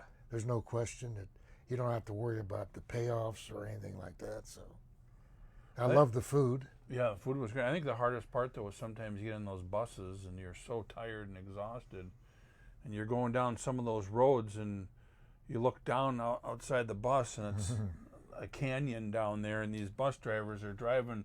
Yeah, and it's like, holy cow, you know, and I'm scared of heights, and it's like, oh, and these guys are so good, you know. But Right. does he want his name on this too? Let's see. Nope, just your name. Yep, just your name. Brian Wheat, there you go, Repo Man. What are your thoughts on your theme song? Eric Leckberg would like to know that. Oh, I loved it. You know, when It's easy lyrics to remember. when You guys want to sing it? No. when Jimmy came up with I think we were in Madison Square Garden when we first in the locker room. Yeah. He came over and he was just working on it at the time. Right. And I thought, man, that fits the gimmick To Rob. Red perfectly. You know, heavy metal and Yep. driving music and driving lyrics and All right, Rob Laura, this is for you. Thank you. I think that song kind of gave us a boost too. You know, you have a good song that you're coming out to. It means a lot to what your characters are, 100%. and it sets the tone. I thought it was the best song out there. Yeah. Out of everybody's, I thought it was the best. I don't know about up here in the north, but in Atlanta, where I'm from, Right. they were playing it on the radio stations. Are you serious? Yeah, Oh, yeah. they were doing it in And Minnesota my too. daughters got a kick out of it because she was in high school at That's the time. crazy. She said, Dad, they played your record about 5 times today. This is for Andrew Wallace. He wants it in yellow paint pen for both of these. All right, and Andrew Wallace, this is for you. For Mass Superstar, Ian Schultz would like to know, did you have any reservations about losing your mask? Losing the mask in As far as like just changing your gimmick? no, and wearing it anymore? Okay. no, Should we put names on here? Nope. Just because there was no reference before, and like we had talked earlier, it took years for a lot of people. Right. Some of the hardcore fans realized it, but they kept it quiet too. Yeah. I thought it was a good opportunity, and then with Barry as my partner, the nice thing about a tag situation, you're protected if you get hurt or you get exhausted, because we went 150% all the time. Right. You could always tag out and get a little breather. Can't do that in a singles match. So no, I didn't have any. If there would have been a reference point, perhaps, but they didn't know who I was before. Right.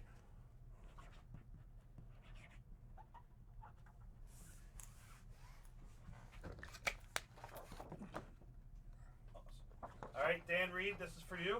Thank you, Dan. Another one of those great 11 by 14s. Let's see where we're at. Foot number 3.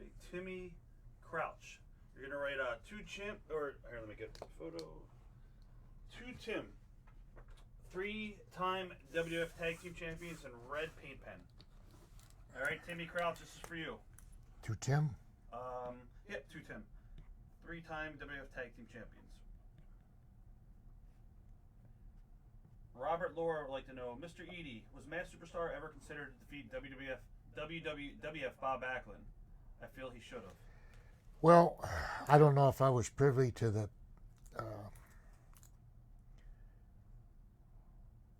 inside information because that was probably Bob and Vince Sr. Right, Vince. I know that it was in the works because Bob said that he wanted to lose the belt to a amateur wrestler, which I wasn't at the time, you know. So that's when they made the switch when Cosgrove came in, I believe. Sheik. Yeah. Yeah. So tell him I appreciate the thought. Right. You know, the business is a work. It's not a. Of course. If Kurt Angle and those guys would be the champs until they didn't want to be the champs. So. Yes. Yeah. or Brock Lesnar, you know. Right. But, you know, a lot of guys get caught up into the fact that, well, I won this and I'll never lose.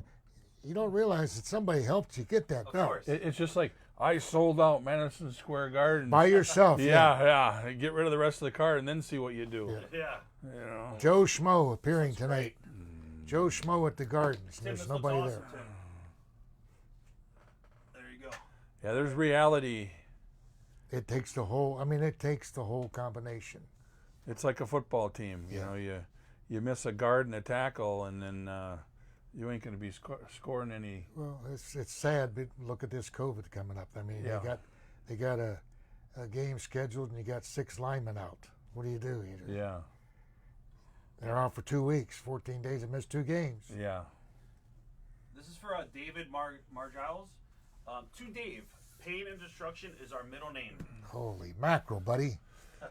Man. To Dave, Pain and Destruction is our middle name. Paul would like to know, is there any stories behind the skin glitter? How bad was it to get off? The skin glitter. It wasn't hard to get off. It came in a tube, Right. and really we put it in our hair, but it got all over everybody. Yeah. You Yeah, I know? can imagine. And then we quit doing it after a while because it just was a pain in the butt. Yeah. Right. But yeah, it was pretty easy. And then your family members think you're hanging out at the strip bar all the time. Yeah. Maybe you were. Yeah, it's like, We could have been, and then we had an excuse. That was the paint. It worked for a while. John Malo, it's $10 extra for personalization. Tell X, Freddie Cornell says hello. Oh, yeah. Freddie, how are you, my man? Good friend of mine. Freddie. West Virginia Freddie. Any stories on Adonis and Murdoch?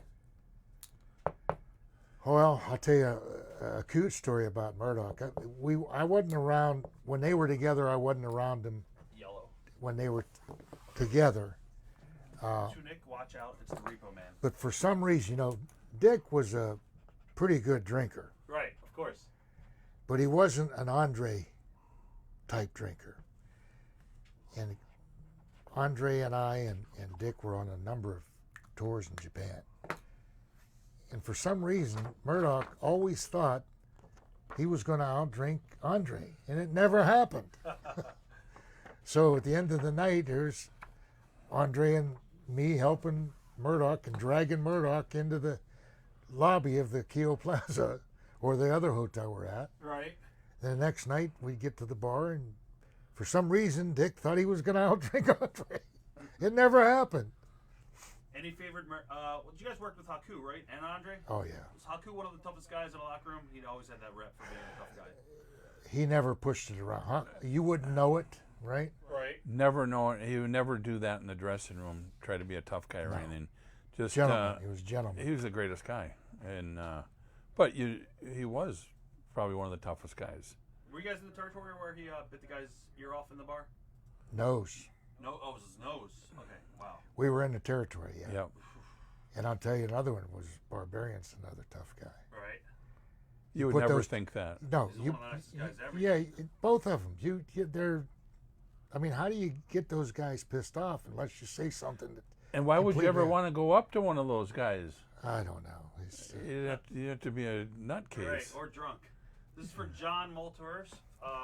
To John, thanks for being a fan on both of them. well, the liquid courage works Exactly. a lot of problems for people.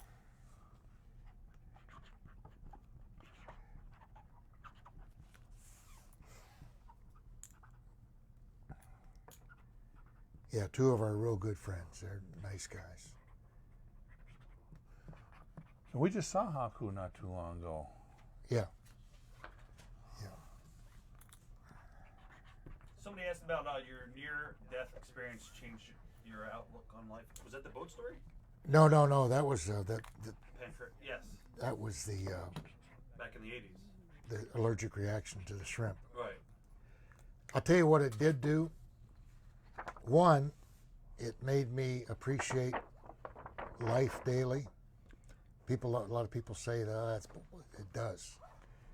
I always appreciate my family, but I appreciate them more in my friendships. And like we were talking earlier, life is too short.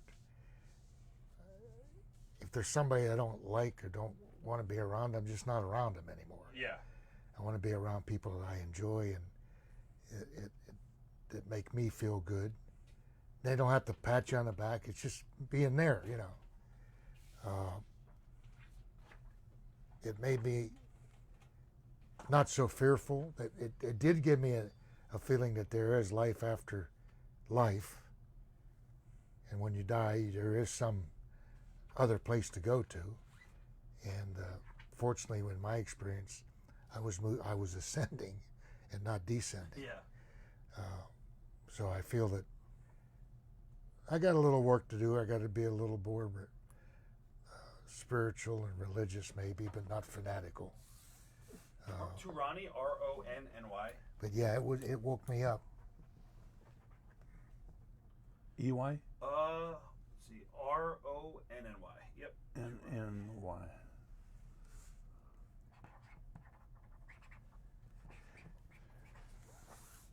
This is going to be to John.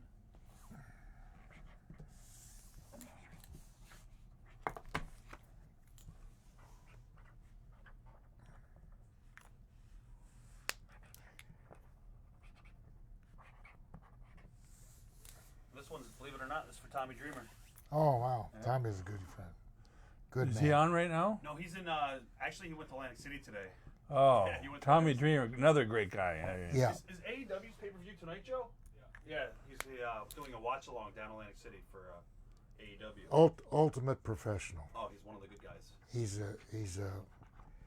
He takes care of the business. He conducts his business correctly, and he's been successful. So Yeah. I mean, he's earned it. It wasn't given to him.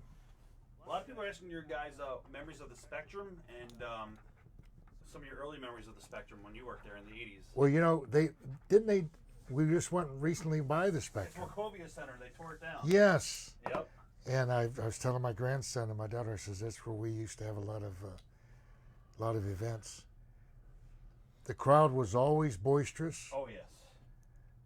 and the crowd was cruel to the baby faces. Thank God we were heels at the time. Right. But fortunately for us, when we became baby faces, they still liked us. I think they wanted us to kick the shit out of people. Well, yeah, you got to work the Philadelphia Civic Center, right? Yep, For yep. NWA.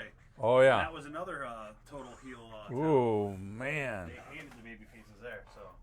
Hey, and we went last night. Tommy Dreamer, you're the We man. went last night and got I was telling Rob, we went and got Christopher wanted to get a Philly cheesesteak. We went to Tony Luke's. Oh, you went to Tony's. Oh my God, he devoured that thing. Right.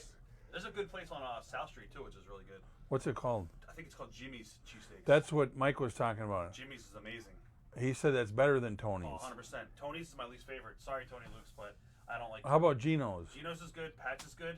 You can't get into them. Yet we drove around it, and there's Yeah, there's no parking parking. spaces. Gino's is at the airport. Yeah, they have a Gino's. Oh, do they? Now. Yep. Yep. They got a lot of franchises now. So those two are also for Dreamer. I'll take them. It's called what? Jimmy's on South Street. Jimmy's Cheesesteaks. It's Okay. really good. It's like 3rd and South. It's right on the corner. Okay. No, this one's to John. Yeah, they're all Oh, for. Yeah, they're all for Tommy. So was that one for Tommy actually? That one was physically for Dreamer. Okay. Yeah. Yeah. Okay. All right. And tell him we said hello, please. I will. Yes.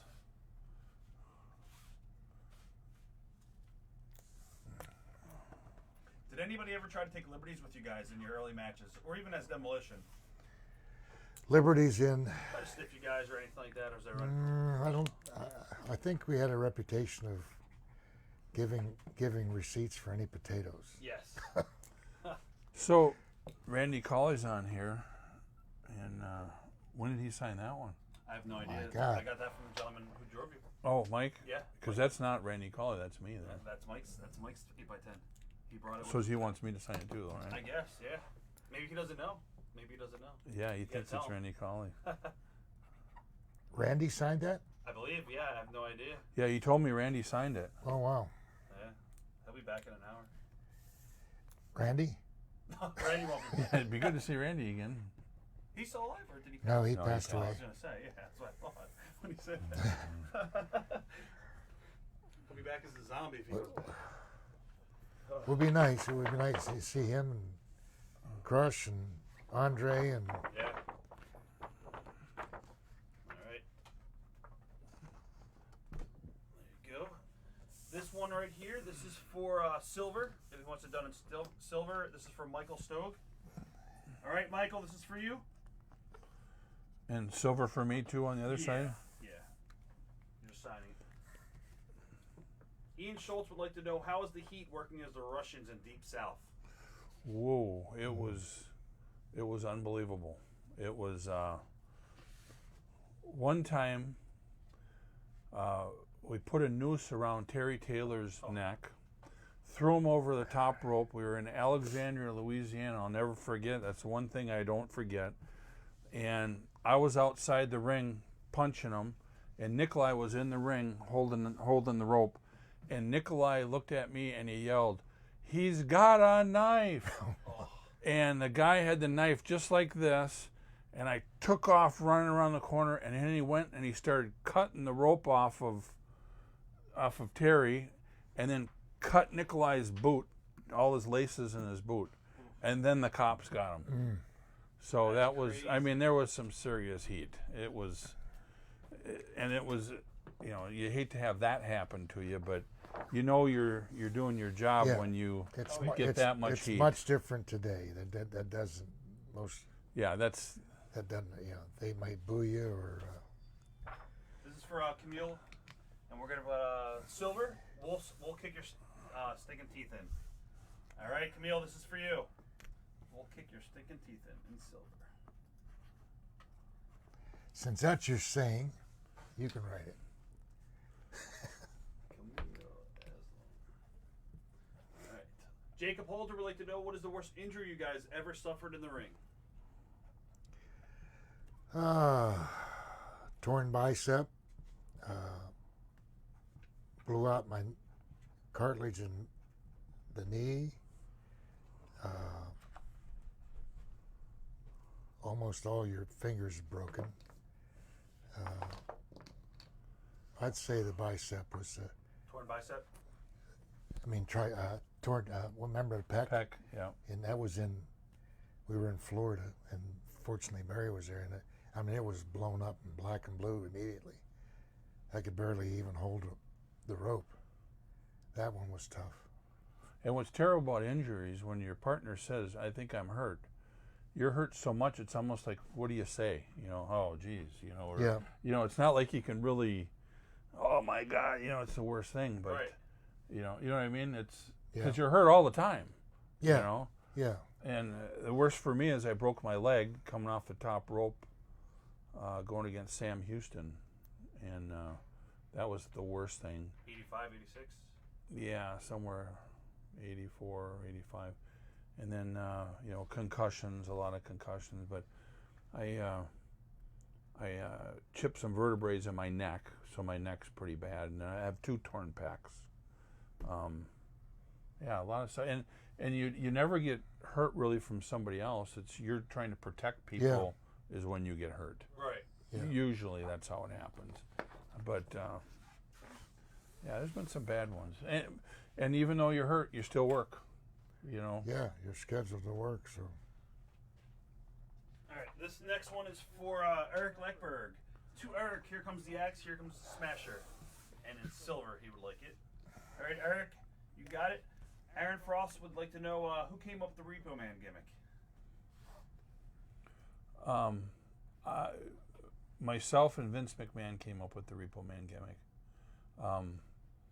It ended up, it was supposed to end up being a babyface gimmick, and that was going to be kind of the end of my career, and I wanted to go just do autograph deals at hospitals and all that kind of stuff. That was how it all came about, and then it never happened like that, and that's when I quit there. Right. Because Vince said you're never going to be a babyface here. Huh.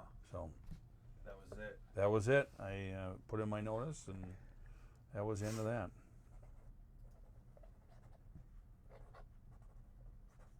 Somebody wants to know if you guys have kept any of your old attire. Javi Torres would like to know that. A few things. I mean, I've got 2 daughters and 4 grandsons and other family members, nieces and nephews and stuff, so they rummage through things periodically. So every time you think about disposing of one, they say, oh no, I want that. You know, Right. it's up to them, you know, what they want first. I still have the mask, some boots, and I have the leather outfit. I gave gave the pants to Jim Kelly for the Buffalo, and Right. he gave me a signed football for my kid. That was the exchange we had there. That's pretty cool. That's a good deal. Yeah. Did you stay in touch with anybody in the business today? Any of the guys in any of the locker rooms or? I talked to Wayne Bloom, Brad Ringens. You know, when you're on the road, you see everybody. Like we talked to Brett the other day. But you know, when you're on the road, you see Duggan, and Right. you know that's mainly when you see everybody. Yeah. How's Jim doing these days? I think Jim's doing really well. You know, I haven't talked to him since one of the last shows, but he's doing good. Joe, do you have Dustin Gennels yet? Yep. Okay. Let's see. We're gonna do this in yellow. Any personalization, Joe, or no? Yep. All right, Dustin, you got it. This is for you, Dustin Gennel. We're gonna do that in yellow. Yellow. Joe, do you have the belt that I pulled a little bit ago? Put it on the side. Yeah, that yellow jumps out. Guys, again, just go to signedbysuperstars.com if you want to order anything. Doesn't it? Really good. That yellow one, guys, if you're looking at that one, Okay. that jumps out pretty good, Rob. Yeah, Yellow that looks yellow. really good. All right, we'll definitely keep that. All right, Dustin, that's for you. Cool. Awesome. Then we have photo number 5 for Adam Wolford. There you go. All right, Adam Wolford, this is for you.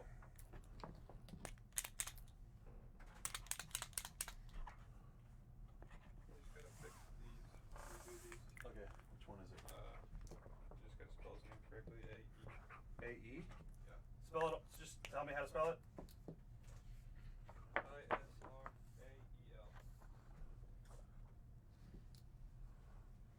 All right, Israel. do this one. Did one wrong? See, and I he think I asked you. Yep, I definitely. I don't know. That's so weird. That's how you spell his name, and then I'll give you the exact. And what color are we going with in this? It was that one, and then red, and red. Red. Yep. All right, Adam Wolford.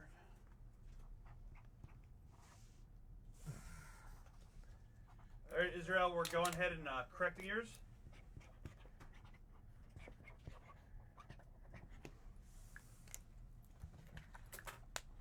Okay, there's that one.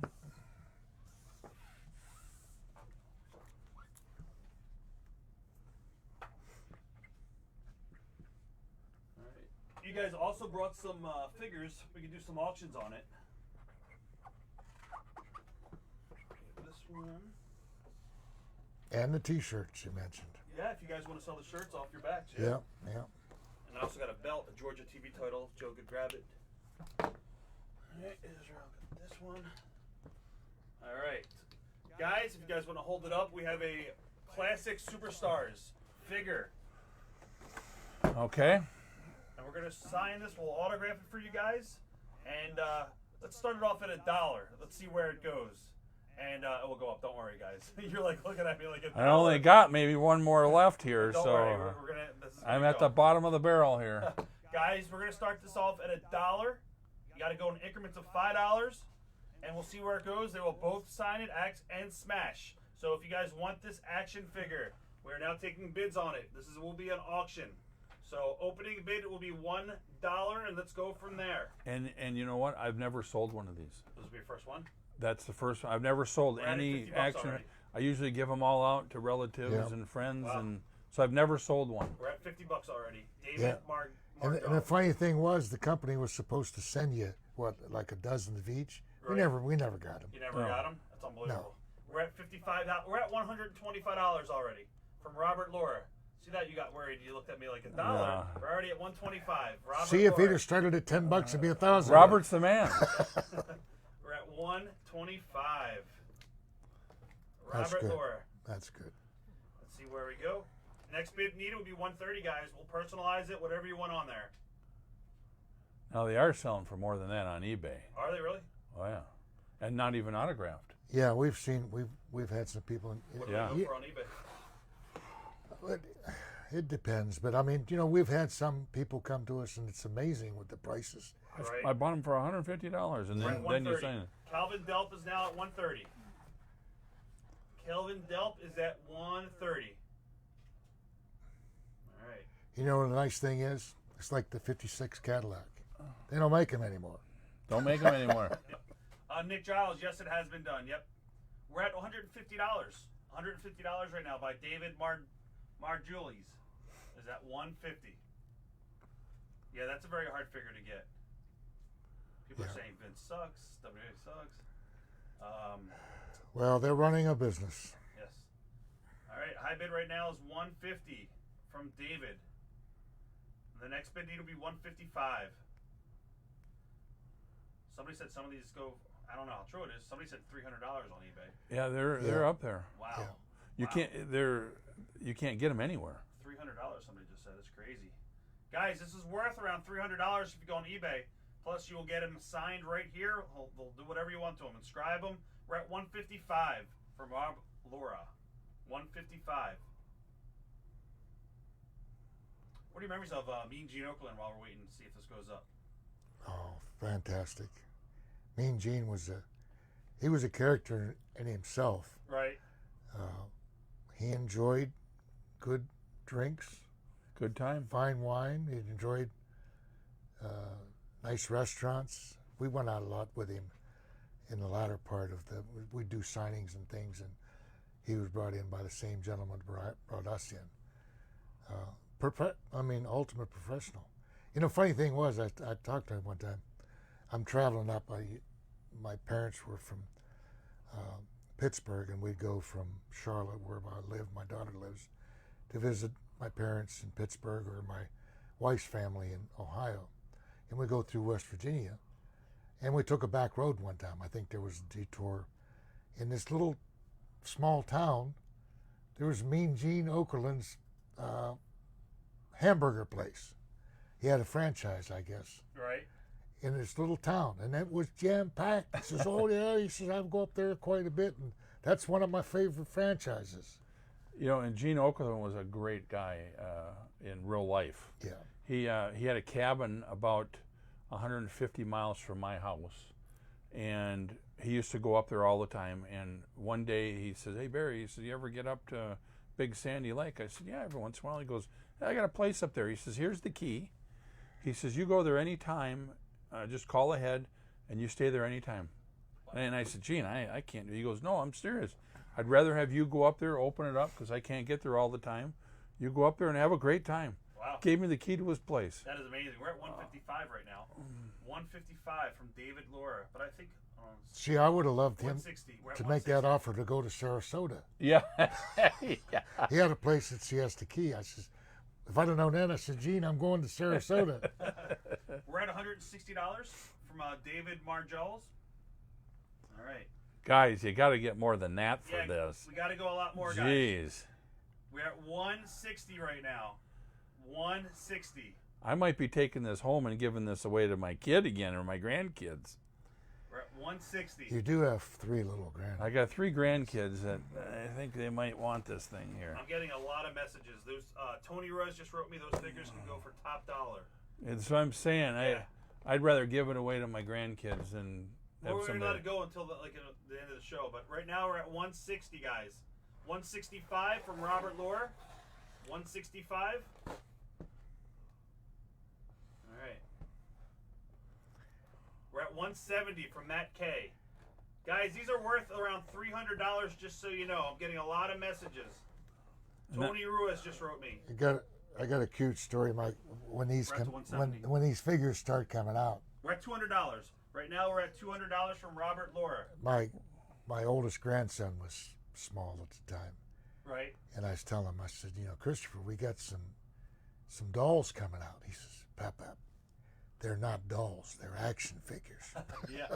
We're at 205. Matt K is at 205. All right, we're getting a little closer. We're getting closer. Barry feels a little bit better now, guys. But still, Yes. Joe, can I get Jared Ramsey's back? Jared Ramsey wants to add something in the description. Jared Ramsey, if you're watching, I got your message. We're at 205 from Matt K. I thought you'd bring a couple of superstar masks. I don't have any right now. I got no. I looked, but I told Rob that I would forward some to him. Yeah, he's going to give us some stuff. We'll auction off. I had a pair of our boots, and I had them in the garage. And I walked out, and Christopher says, "Well, you got your boots out for us?" I forgot. I just Yeah, I'm getting another Bernie Mill. because they want all that stuff. Bernie Dill said these are definitely worth $300. These, $300. That's what it's worth right there. We're at 210. We're at 210. We're at $225 from Matt K.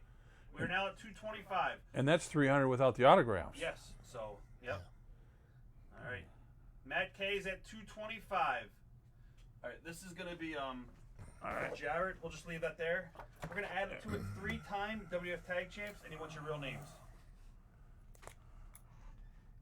All right, Jared. We're gonna have to invoice you for the extra, and then we're getting this taken care of right now. All right, 250. Robert Lohr is now at 250. This is the very rare, limited. Guys, you cannot get this anywhere else. This is the Demolition 2-pack. This was the one that my wife had stowed away and said, "Do not take this with you." And I put it in the bag and I took it. You hit it. You hit it. Boy, you got hell to pay. Somebody wants to know why you guys changed from Johnny V to Mr. Fuji as a manager. Was that the office? No, it was us. Nothing against Johnny, but his presentation was more comical. Right. He was out of left field on his own character, Johnny V, Yes. and he'd be doing something, or we'd be doing something in the ring, and he's cutting a comedy spiel, Right. and that didn't fit our character.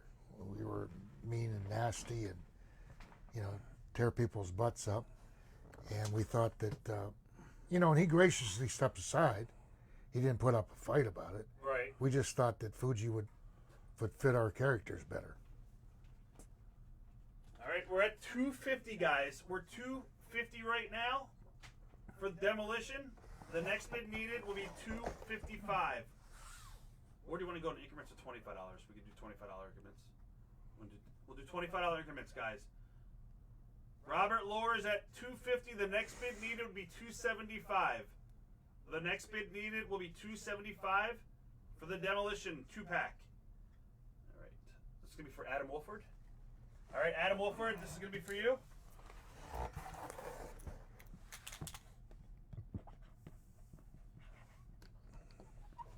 Yep, Armando, yours has already been signed. Ian Schultz would like to ask you, Master Superstar, your memories of Piper Machine. Oh, that was cute. It's All right, Adam Wolford. we did that. If people don't remember, Andre was about ready to make the movie We're at 275 from that. Princess Bride, and we had done a spiel. Andre and I had we went over there for a tag team tournament, Right. And when we got there, there was a Japanese tag team that they were pushing called the Machines. Yep. Well, they left the company and joined Bubba, but their manager stayed. Tim, 3-time WF tag So team. Andre and I became the Super Machine. I remember that. Everybody knew who I was, Right. and everybody knew who Andre was, the Giant Machine. So we did that over there, and then we came back, and Andre had already lined up the Princess Bride movie. So then we got the Piper Machine, we got the Hogan Machine, we got the Junkyard Machine. Everybody. It was supposed to be a lark. It was fun. It was fun. Tim, this is for you, Tim McDevil. We're at 275. Matt K's at 275. We're gonna let this sit until the end of the show, guys. We're not gonna just close it right now. We're at 275 for Matt K for Demolition. All right, Tim, that's yours.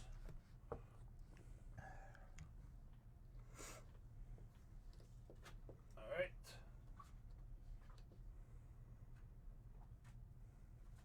What do you want to start this one out at? I have no idea. $50? Okay. Right? Yep. Does that sound right? Yeah, it sounds about good. Right now we're at 275 for the figure. The next bid needed would be $300. They will sign it, whatever you want. We also have this available as well. This will be another auction that we're going to do. We're going to start this one at $50. Demolition Smash. Action figure. Opening bid for that one is going to be $50. I got about 3 of these. You got 3 of them here? No, I only Oh. to my name. Got So you. so now with this sells, I only have 2. There you go. All right.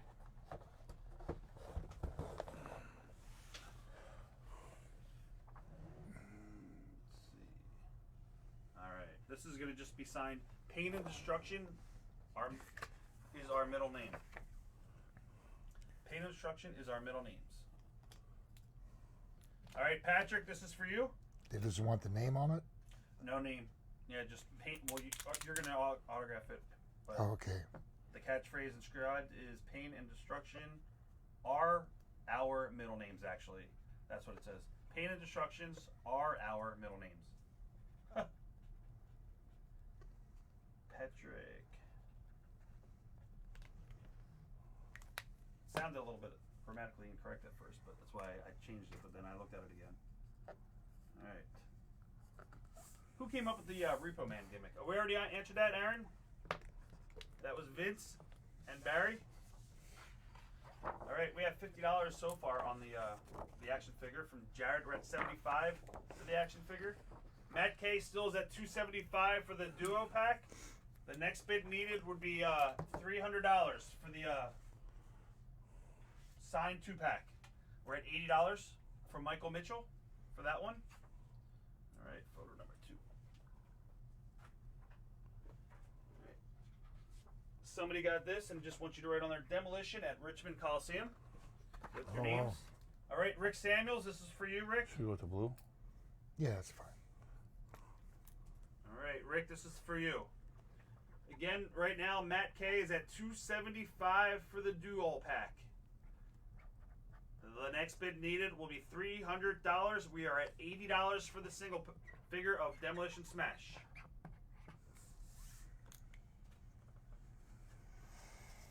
Corey Willett would like to know how it was working with Crush. It was great working with Crush. He was just a good guy. Mm-hmm. I have nothing that I could say that would be bad with Crush. I had a lot of good times out of the ring with him too.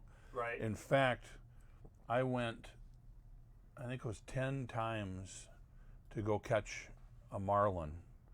And I went with Crush out in Kona, and I got 2 marlins with him. Oh, we had a great time.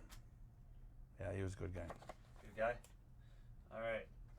We are still at $80 for the regular figure, and then we're at $275 with the other one. We got plenty of time to go, so we'll let that sit there. Rob Salvatore says hello to you guys. His name is Rob Salvatore. He wants you to sign. Here comes the axe. Here comes the smash. All right, this is for you, Rob. Thank you. Again, guys, if you see anything you want to get purchased, like 8x10s or the art prints or the 11x14, just go over to Signed by Superstars right now. SignedBySuperstars.com. It takes about 20 seconds to log in. We take credit card, Google Pay, Apple Pay, PayPal, whatever you want to do. Debit card, credit. And we'll get the stuff mailed out to you on Tuesday. They will sign it now live in a living color.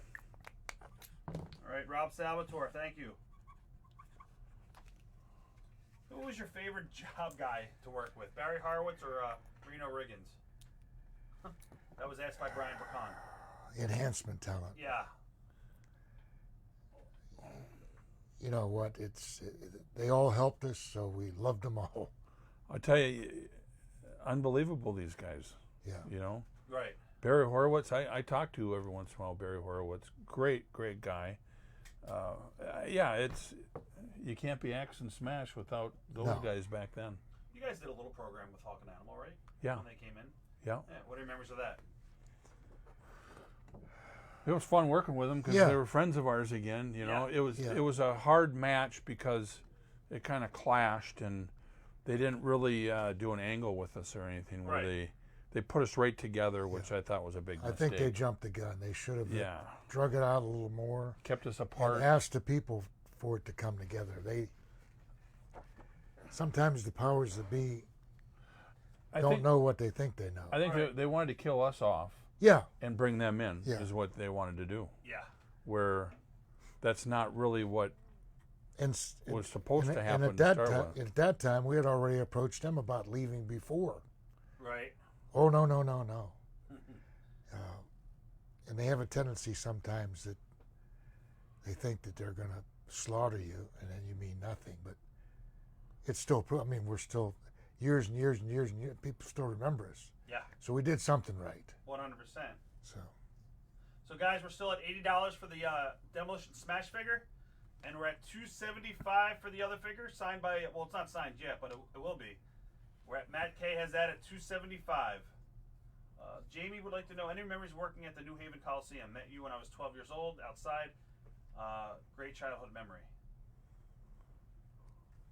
I'll tell you what, when I think of the New Haven Coliseum, I think of cold weather. I mean, I know it's warm, but every time I think of going in there, it was cold. Oh, can we hold up that figure again? Or can we put the other one right in front of you guys so I can see it? Yeah. It just, but what a fantastic area that is. On that, Joe? What a wrestling area, right? Paul just asked. Yeah. Good fans. Good fans? Yeah. We talked about that, Andrew. Arn Anderson came up with that. So, guys, this is the figures right here. We have the dual pack, the Classic Wrestling Superstars figure. It is $275. That is the high bid right now from Matt K. And then we're at $80 for Michael Mitchell. And that is the Demolition Smash figure.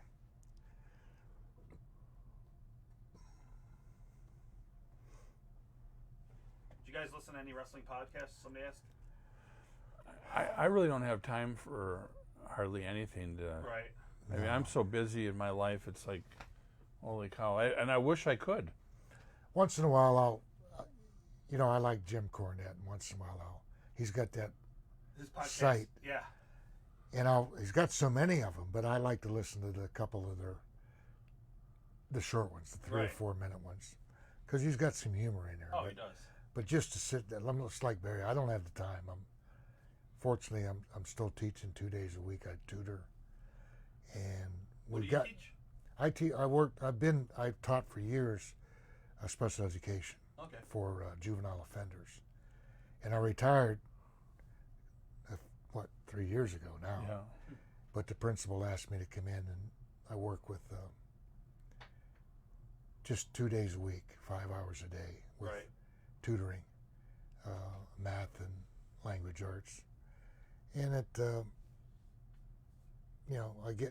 I get to choose. If I don't want to go in, I don't go in. If I want to go in, I go in. It's freedom. Yeah, it's like Uber. Yeah. Craig Usher would like to know your favorite rib that you guys have ever done. Have you guys played any ribs on anybody? I really don't. Nah, we weren't ribbers. We were. We'd tell stories and stuff like that. Tell jokes, but. To get rid of these, why don't we just say the first one that does this for 100 and the first one that does this for 300, they're gone. Okay, guys, there you go. That's it. Guys, the first person that goes to $300 right now for the Demolition figure, it is yours. And the first person that goes to $100 for Demolition Smash, it is yours. So, first person that says 300 sold, it is yours. First person that says $100 sold, it is yours. we're just going to do that real quick. We're going to end these auctions. Barry wants to get $300 flat. First person that goes to 300, it is yours. Just say 300 sold. All right, here's your opportunity, guys. $300 sold. Michael Mitchell said, okay, he's waiting. You got any of these left? I don't think so. I've never sold one. No. I think I got you, me, and Crush. I got a couple of those left. The family members have them, but I got some other single ones, but yeah, I've never sold one. Teresa won't let me sell them. well, Heather and Julie and Chris, all the grandsons and stuff. All right, guys. Memories of Bobby Heenan. Oh, great memories of Bobby Heenan. What a character. He was, Bobby was very, very quick-witted. And all you needed to do for Bobby was my manager when I was in Georgia as Mass Superstar. He hung around us a lot as, his manager and he was our manager of teams against us, Haku and Andre. You could give Bobby the town, the time, the opponent, and he took it. And he hit it 100% of the time. Well, what happened to Bobby after that is no, you got to say it this way. You listen to guys doing promos now, right, and they're thinking of all these things they've got to say, but they don't say, and when they do say it, it doesn't mean anything. Yeah. You got to be yourself. You can't tell Axe and Smash, you just got to say it this way. You can't tell Andre to be Andre. He is Andre. And you got 5 writers being 75 different characters. They can't. So that's what screwed Bobby up. I got a good little story with Bobby. Yeah. So we're down in Florida, and I play golf, and Bobby plays golf, and so Bobby calls me up. He says, "Hey Barry," he says, "You want to play golf?" He says, "I'll set up something down here." I said, "Yeah, let's do it." He says, "We're going to take on Gene Okerlund, and then Louie, Pat Patterson's partner. We're going to take on those guys." I said, "Let's do it." So we go over to Bobby's house, and we have a couple beers over there, and we get driving to the golf course. He goes, "Oh, geez, I got to go get some gas." Was Bobby on all the time? Was he always on? Always on. Always on. Unbelievable. So we get to a gas station where they sell some beer and everything, and I get out of the car, and I'm going in to get a candy bar or something, and he buys a 6-pack of beer to get to the golf course. And so we go back to the car. Well, the car's locked. He locked the keys in the car. So we got to be at the golf course in an hour, Right. and we still got about a 45-minute drive. And he looks at me and he says, "Hey, Repo Man, get in this car. We got to get in here." And I said, "Well, why don't you use some brains and not lock it in there?" And he goes, "The Repo Man and the brain, we can't get." It was the funniest thing at the time when you seen it, right. but it was just one of those things. That is awesome. Yeah. All right. Again, if you guys just tuned in, we're at $80 and $275. Repo Man Barry Darsow said the first person that says $300, the first person that goes from $275 to $3, he will close it out. He will sell it at $300, and for the other figure, the smash figure, we will close it out at $100. So $300 and $100, you will get both figures, signed, inscribed, whatever you like. Paul would like to know, what is the story behind the white Repo Man suit and mask, the white one? It was just something different, Okay. just something different. Memories of working with Randy Savage. As a Repo Man? Yeah, because you stole his hat. Oh, yeah, it was, Randy was a really easy guy to work with. He didn't do a whole lot in the ring, but what he did was good. Right. And he was over so big, you didn't have to do a whole lot of stuff with him. Yeah. And for me to steal his hat, I mean, that was a pretty big angle. Nobody touched his hat. So it was, I had a lot of fun with Randy. And he was a good guy outside the ring with me, too. So, The gentleman who drove you today, he said $80 and he'll buy you a cheesesteak at Tony Luke's for the smash figure. He wants to get 100, so we'll just wait and see what happens. All right. We also have this belt. I'm going to give you this bill. This is the Georgia TV title. Guys, we have the Georgia TV title. This is the replica title. It's just as heavy. Well, that's Tell nice. Mike I'll sell him that for 80 and a cheesesteak. Okay, Mike, you got the one figure for $80, Mike. That's nice. My God, that thing. What should I write is on heavy. there? Michael, what do you want on there? Just let me know. Or he'll let when he comes here. All right. Yeah, Mike, we're putting that on the side for you. We still have the other figure, guys. The other figure is at $275. He's going to close it out at $300. And my wife is going to kill me. First person that says $300, the figure is yours. As far as that TV title goes, the Georgia TV title, it's pretty heavy, right? Oh my God. Yeah. So guys, we're doing the Georgia TV title for $500.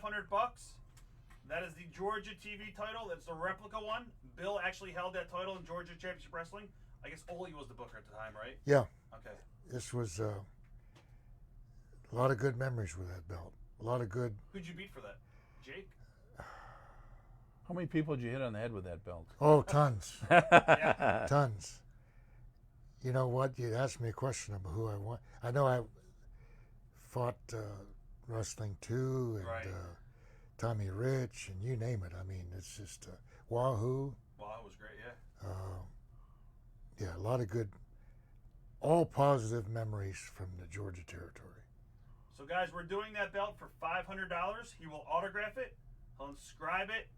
Was Ole pretty miserable guy to be around? No, you know what? Ole and I, Ole liked the bark, but if he saw you reacted to the bark, it's to keep barking. Right. But if he didn't react to it, then he'd start talking. Yeah. Ole, there was a lot of pressure on him at that time. You know, at one period of time, he was booking not only for Georgia, but also for the Carolinas. And he had a lot on his desk. And I can say that all he wanted you to do was do your best. If you did that, he was happy. But, you know, being a former coach, and Barry was a coach, if you tell somebody to do something and they say, oh, yeah, and then they don't follow up on it, that coach inside you gets a little antsy and you start barking. I think Stan Hansen would say the same thing. He never said anything to us that he didn't follow up on. If it was pay or working with certain things or guys. Mm-hmm. So I know a lot of people don't like him, but maybe they, you know, my dad barked at me, but I knew my dad loved me. I didn't say Ole loved me, but he respected us, I think, right? Yep, Right. definitely. If you're producing, he respects you. If you're getting paid to do something, you don't do it, then you're trying to get in his pocket. Right, right. So, but he worked hard. I mean, he worked with guys that he didn't want to work with because he felt it was good for the business. So, but I mean, I'm speaking for my relationship with him was always good. Barry, were you in high school with Kurt Hennig? Yes. What do you remember? Yeah, Kurt was 2 years ahead of me in school. Kurt was always a prankster. Did you know him in high school? Oh, yeah. Oh, yeah, wow. I knew him really well. In fact, I played hockey in high school, and the captain of the team was Kurt's best friend. So I knew the captain of the team all the time. So, Right. I mean, I've known Kurt since probably 7th or 8th grade, you know, Crazy. but he ended up moving to Portland, Oregon, because his dad was Larry the Axe Hennig. Yep.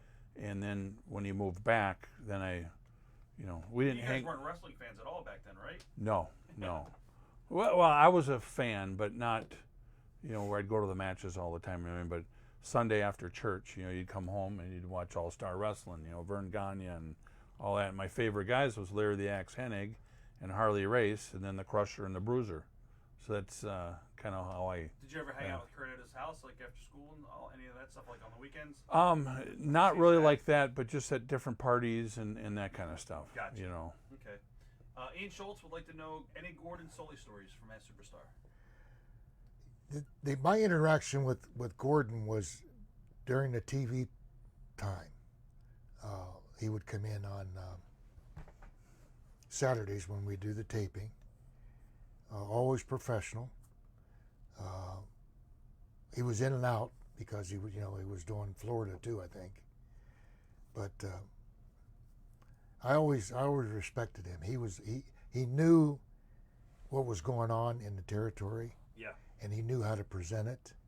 And he was a good setup guy, sort of like Bobby Heenan. He knew how to get the best out of your interviews. So I have nothing but respect for Gordon. Nick Giles, I knew someone was going to ask this question. Any memories of the match you had with Dustin on the pay-per-view unsanctioned? Oh, the truck match. Oh man, that was a lot of fun, that match. And when we first were talking about that match, I didn't really realize exactly what that match was going to be about. And when we got there, it was a real truck with helicopters, cameras. It was incredible. And we went around about a 55 or 60 mile place around Atlanta. 285. Yeah, and we were going 55, 60 miles an hour. And for the fans that don't know, that's a busy highway. Oh my gosh. And it's a beltway. And we went around this deal twice, and the second time around, people were sitting out in their backyards and watching this and cheering. Dustin was a great worker and a good guy, and I mean that was a pretty memorable deal. Did you guys have police escort for that? Police escort. You'd have to, because it's front, it's an front, interstate. Back. We had helicopters right next to the deal. It was unbelievable. I don't know how they pulled that off. Too. Yeah, and when they locked up the brakes, the driver, we actually flew. I mean, we weren't working that deal. Right. You know, it was kind of the real deal. You know, I've often thought of that. I said, my God, I never asked you that, but you'd have to have an escort. Yeah. Because they'd have to get that. Cleared And out. I mean, that's a jam-packed highway. It was unbelievable. Rick Samuels would like to know, Mass Superstar, what was it like working with Blackjack Mulligan? Oh, it was good. Mulligan and I got along well. Had a lot of good matches with Jack. He was a tough dude too. Oh yeah. What was the story where he hit Andre? Well, they were at Virginia Beach. Murdoch, there again. Murdoch. Right. And Andre and Mulligan. And they're at this beach bar after the matches. I think we were at Norfolk or Scope or something like that. And they went to the bar and had some drinks, and they're coming back, and on the beach, you got to go through the beach area, and then you go short distance, Right. and then up to the parking lot area. And I think at the egging on of Murdoch, Mulligan thought, and I don't know why you would think this, like you said with Haku, and Mulligan got the idea that he was going to stand up and hit Andre and knock him out. So they're drinking, and I'm sure that Murdoch was egging him on. So he hauls off and he stands up, and Jack said, I hit that sucker with everything I had. And Andre, and his fist is this big around. Yeah, Andre's was like this, and Right. Mulligan's was like this.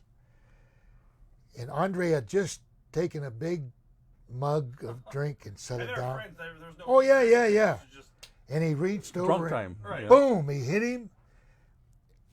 And Mulligan told me, he said, Andre went, why'd you do that, boss? And Jack thought, oh my no. God. And then it spilled over. And I think they had a tussle, but Andre ended up hanging both of them by the back of their scruff of their neck. Wow, that's insane. Yeah, why would you Pick on why the would you biggest, sleep toughest guy. why would you wake a sleeping giant? Yeah. Jeff Holger would like to know, did the Mass Superstar and Mr. Wrestling 2 ever team up for a match? They would be an awesome tag team. You know, some fan out there may know the answer yes or no. I would say no, but I don't remember. Right. I don't have Alzheimer's, but I do have part-timers. And Wrestling 2 passed away not too long ago, right? A couple of years ago. Somebody had mentioned when Bob Armstrong passed that it was a couple of years ago, which I don't remember, to be honest with you. Right. It would have been fun. Yeah, Andrew, that's the only figure we have available. It is $300. First person that goes to 300, it is yours. We're at 275. Barry wants to get 300 for it. So first person that throws down $300, it is yours. It'll be signed by both and inscribed with whatever you want. So we're at 275 now. The next person to bid another $25, it is yours. We'll close it out. Did you guys ever work with Luke and Butch, the Bushwhackers? Yeah. Yeah. Memories of those guys? Not often, but we had probably maybe half dozen matches, right? It was a different match, you know. Right. Yeah. And you know, for them, it was always their same thing. For us, we tried to kind of work how other people would, and we didn't want to make it a funny match. You wanted to still Yeah. be serious. It was an uncomfortable match. Not against those guys. It was uncomfortable for us because it was of our character. Oh, yeah. Instead of beating them up the whole time, you had to still do stuff for them too. Right. So it was tough, but it was good matches. Oh, yeah. And those two guys, you know, you love those guys. You know, I haven't seen Luke on the road for a long time either. Used to see him all the time. Well, yeah, like And like Rob and I are saying, it's been like March since we Yes, did March. something, right? Yeah, and time flies. It might have been 2 years before the last time we saw Luke and didn't even know it. I think one of the WrestleCons before the year before that or No, something. has Butch been in town at all? Or, No, he's still in Australia. Yeah, he was or New Zealand? New Zealand. He was supposed to come over for another company for a show down in North Carolina. Got canceled. So yeah, Oh yeah, that's right. At the Charlotte, whatever it is. Yeah. Mid Atlantic. But you know, Butch and Luke, when you could have the worst day of your life, miserable, traveling, everything, and you see Butch and Luke and you smile. 'Cause Right, they're funny guys. they're just always great guys. Yeah, they're upbeat guys. Upbeat all the time, never negative. Guys, So- we'll do another 15 minutes, guys. 15 more minutes left. We're going to wrap this up just to let you guys know, maybe 3 o'clock. You guys have about maybe 15 to 25 minutes. Go on signedbysuperstars.com. We've got all different items you can choose from. Here they are. Here's the items. We got 8x10s, 11x14s. We got 2 different art prints. It's very simple. Just go to signedbysuperstars.com, pick out the picture that you want, and we can do inscriptions and all that good stuff. We take PayPal credit card, and you just gotta sign up. It takes 20 seconds. Kyle Wagner says hello from Green Bay, Wisconsin. I don't know if you guys know Kyle. Kyle, Green Bay. Yep. I just was last week. I just went 20 miles north of Green Bay. I was on my way to Michigan, and went up 141 up that way. So, Kyle, how you doing? In fact, I'll be there next week again. I'm going up again. William Scott, we're going to do $500 for the belt, and we will have them both sign it. That is not a problem, William. $500 for the replica belt. It will be $500, and we'll both sign it. What was it we said? We spent 2 weeks in Green Bay one night. Yeah. Yeah. What happened? Spent 2 weeks in Green Bay one night. Let's see what other questions. Going back to Crockett, David Crockett, how would you compare the Crockett's to the McMahons?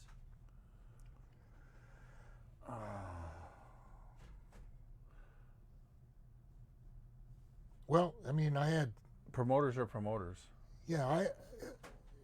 David or Jimmy or who you're talking about. David was an announcer. David was a great guy. Right. Yeah. Jimmy was a thief.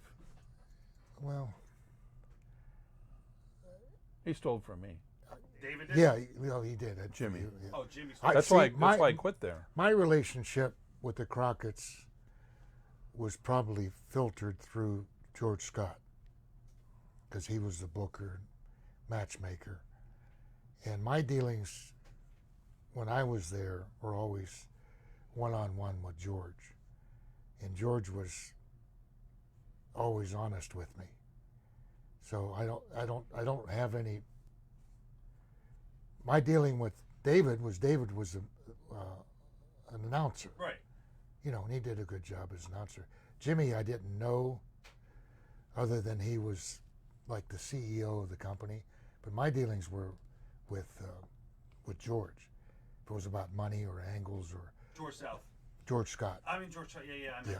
I didn't mean George South. George Scott. and there again with. George South. So it would be hard to compare my relationship with the Crockett company than with WWF. Right. Because it wasn't dealing with, we were dealing with Vince. or when I first went in, Vince Senior. So Yeah, Jimmy promised me money and then didn't give it to me. Oh wow. And everything that Vince ever said he'd do for me, he did. Vince was very fair to me, and I thought he was a good guy, you know. Right. If you shook hands with Vince and you did something, I think he did that, and I don't think he did that to a lot of people. He probably screwed, but he was very fair to me. yeah, I can't say that Vince ever screwed us. I mean, it's a business. Yeah. Yeah, That's all. I mean, it's not. If guys take things personal, exactly. then they're in the wrong business. You know, you got a shelf life, and it doesn't matter who's on the shelf now. You're not going to be on the shelf down the road. If you're not going to produce, you're not going to be in that position. Of course. Yeah. And then if you're in another position and you ain't producing there, you're going on your way. Yeah, And a lot of people don't understand that. They hate them because they weren't producing, and then they put him in different spots, and then pretty soon, he's a dickhead. it's like every other product. It's like every other product on the shelf. Our product was us. Right. We were there for a period of time. We were the champs because we were putting over our product. People were buying it. So If there's one thing from your careers, what would you change? What would that be?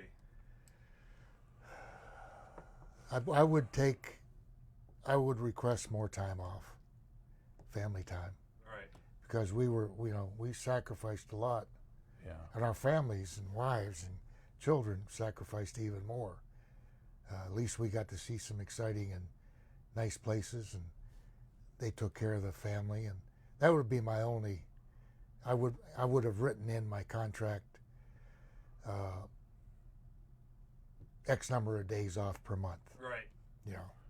And I think if we were smart enough back then, the merchandise, if we could have did something different with merchandise where we really got paid for merchandise. Yeah. You know, because you really never did. You know, they put it out and then they just gave you this, take it or leave it. Has WWE ever even approached you guys for any appearances in the last 10 years?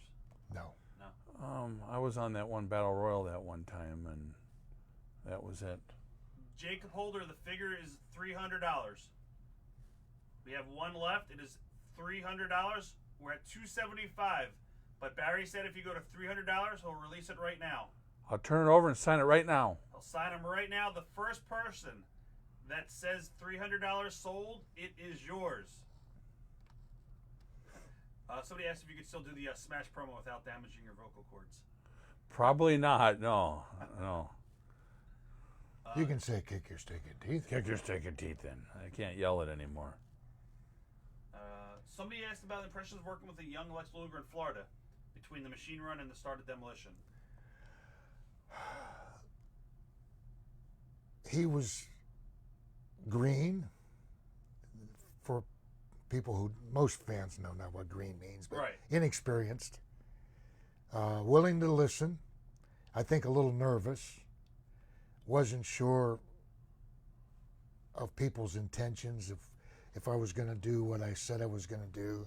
I went down there on vacation, and Wahoo was the booker at the time, and he knew I was coming down. Right. So I worked with him on 2 matches. I think it was a Monday night, and then it came back the following Monday night, because we were down there. My family and I were there in Clearwater, and I remember him being rather nervous.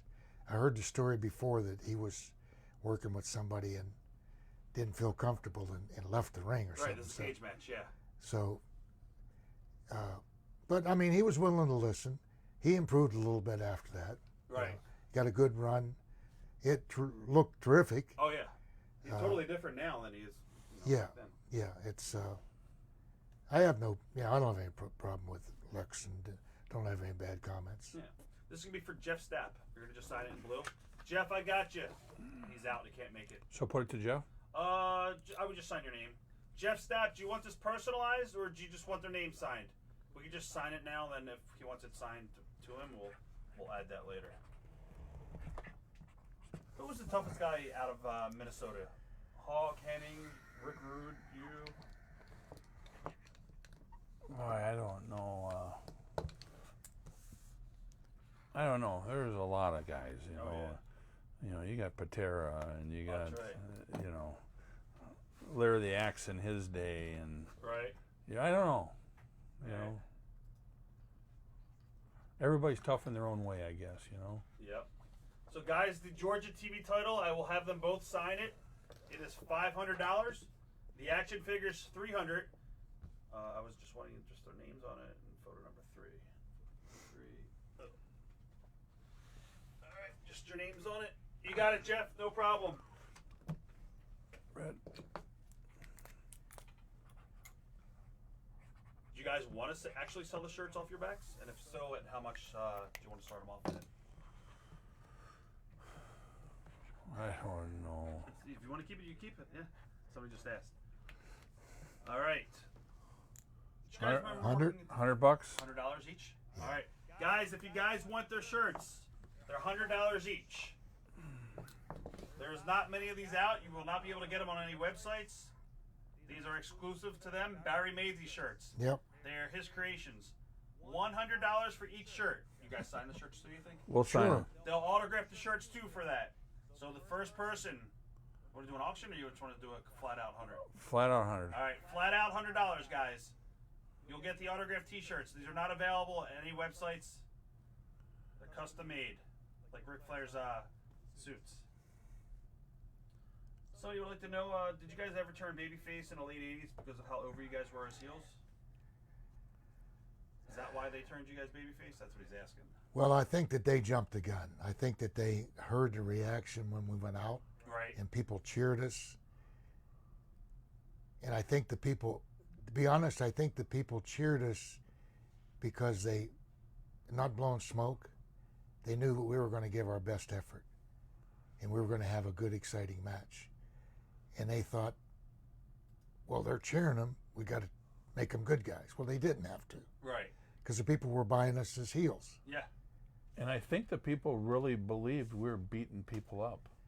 Well, our opponents did. Yeah. But I mean that, you know, you'd start, both of us would start hitting them, and the people would just start cheering like crazy. Yeah. It just, It's crazy. yeah, I think we had exciting matches, and the people can appreciate that. All right. Guys, we're going to go another 5 minutes, guys. 5 more minutes, and we're going to wrap things up. It's your final 5 minutes to go to signedbysuperstars.com. Will you guys be making any appearances in any upcoming indie shows in the near future? After COVID, if COVID is... Oh, we don't have any idea right Yeah. now. But after COVID, we would go out. Yeah. But All right. Any stories on The Undertaker or Stone Cold or Triple H? No, Triple H was just a young guy when we were in there. Undertaker had come in towards the end of our yeah, run, and Stone Cold as well. So I don't know. they're all great guys. Yeah. You know, I mean, Let's see. We just got another order. Okay. This one in 3. We're going to do this one in yellow. All right. And one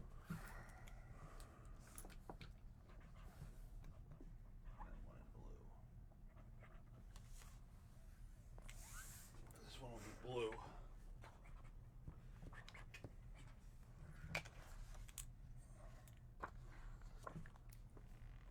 Do you think tag team wrestling could go back the way it could be, how it was in the past? I do. I just don't. We were talking about that when we were with Brett the other day. I don't understand.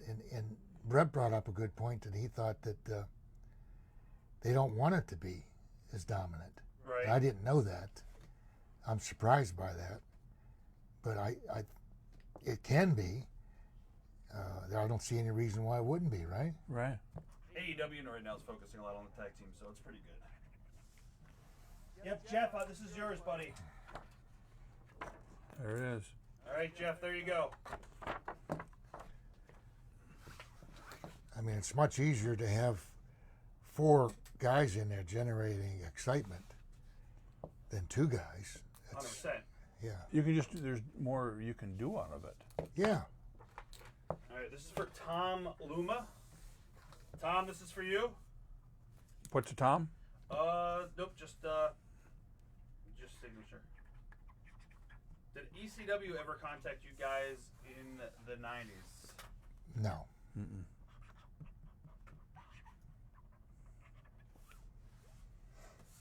Somebody said I wouldn't have thought the most badass tag team from my childhood would be so humble.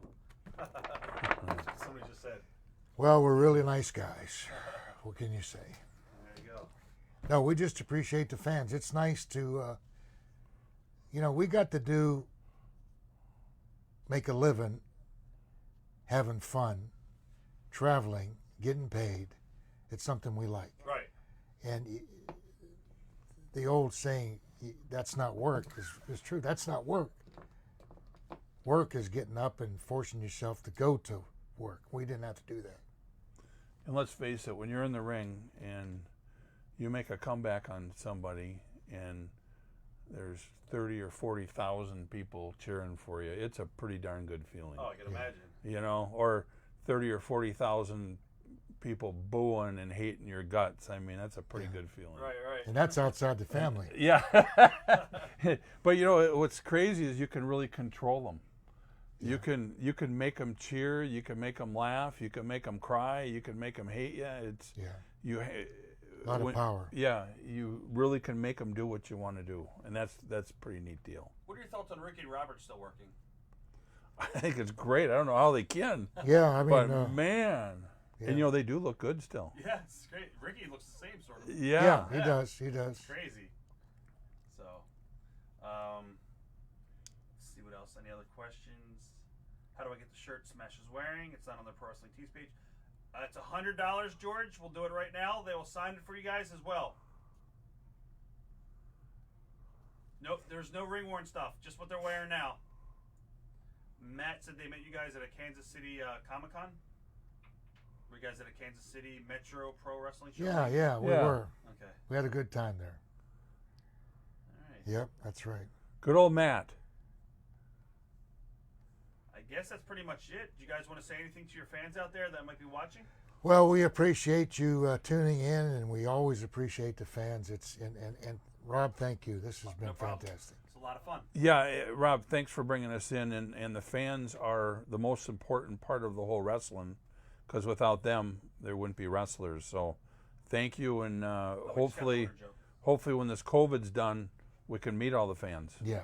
In all the different cities. I think we just got another order real quick. Just came through. So what do you want to do about the figure? You want to give it to Matt K? Or he's at 275.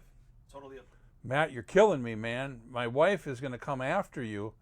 275, you got it. All right, Matt K, you got the figure for 275, Matt K. We're going to send you an invoice right now. Matt K, you got the figure. Matt, what do you want on the figure? We'll do it on camera. I don't know, Matt, are you still here? Let us know what you want. We have another autograph coming in. All right. This is for Matthew McDaniel. We're Demolition, Walking Disaster, WWF Tag Champions in red. We're Demolition, Walking Disaster, WWF Tag Champs in red. All right. Did you put down in red? In red. WWE champs. We're Demolition, Walking Disaster, WWF Tag Champs. That's it. WWF Tag Champs. Okay, I'll write in red. The figure would be it's sold to Matt K for $275. They didn't sign it yet. If you want to go to $300. You can't do that to Matt. I know. I'm just fucking with Matt because Matt would get so mad. No, I would never do that. Zanel Abid would like a shout out. Zanel Abid. Zanella Bid. Whoa. All right, Matthew McDaniel. All right, Matt, you got it. Matt Daniels, I think just sign it for the figure. I don't know where Matt K went. And then photo number 3, James Biaz. All right, James Biaz, this is for you.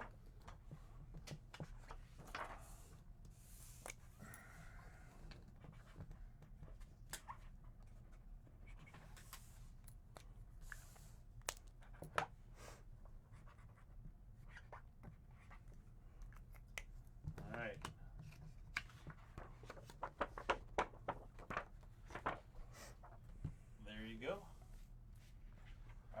that is a wrap, guys. I want to thank everybody for watching today. We'll be back tomorrow for our regular show. That will be taking place at 3 p.m. I want to thank Axe and Smash for being here today. It was a great show. Thank you. Great seeing you again. Yep. Hopefully we'll be working together in front of people somewhere down the line. I don't know when, but hopefully in 2021. Hope so. Yeah. So I want to thank everybody out there for watching, and we will be back tomorrow on Sunday. And don't forget, next Saturday, we will have Jerry Lynn, former ECW World Heavyweight Champion here, and we'll see everybody tomorrow. Thanks, guys.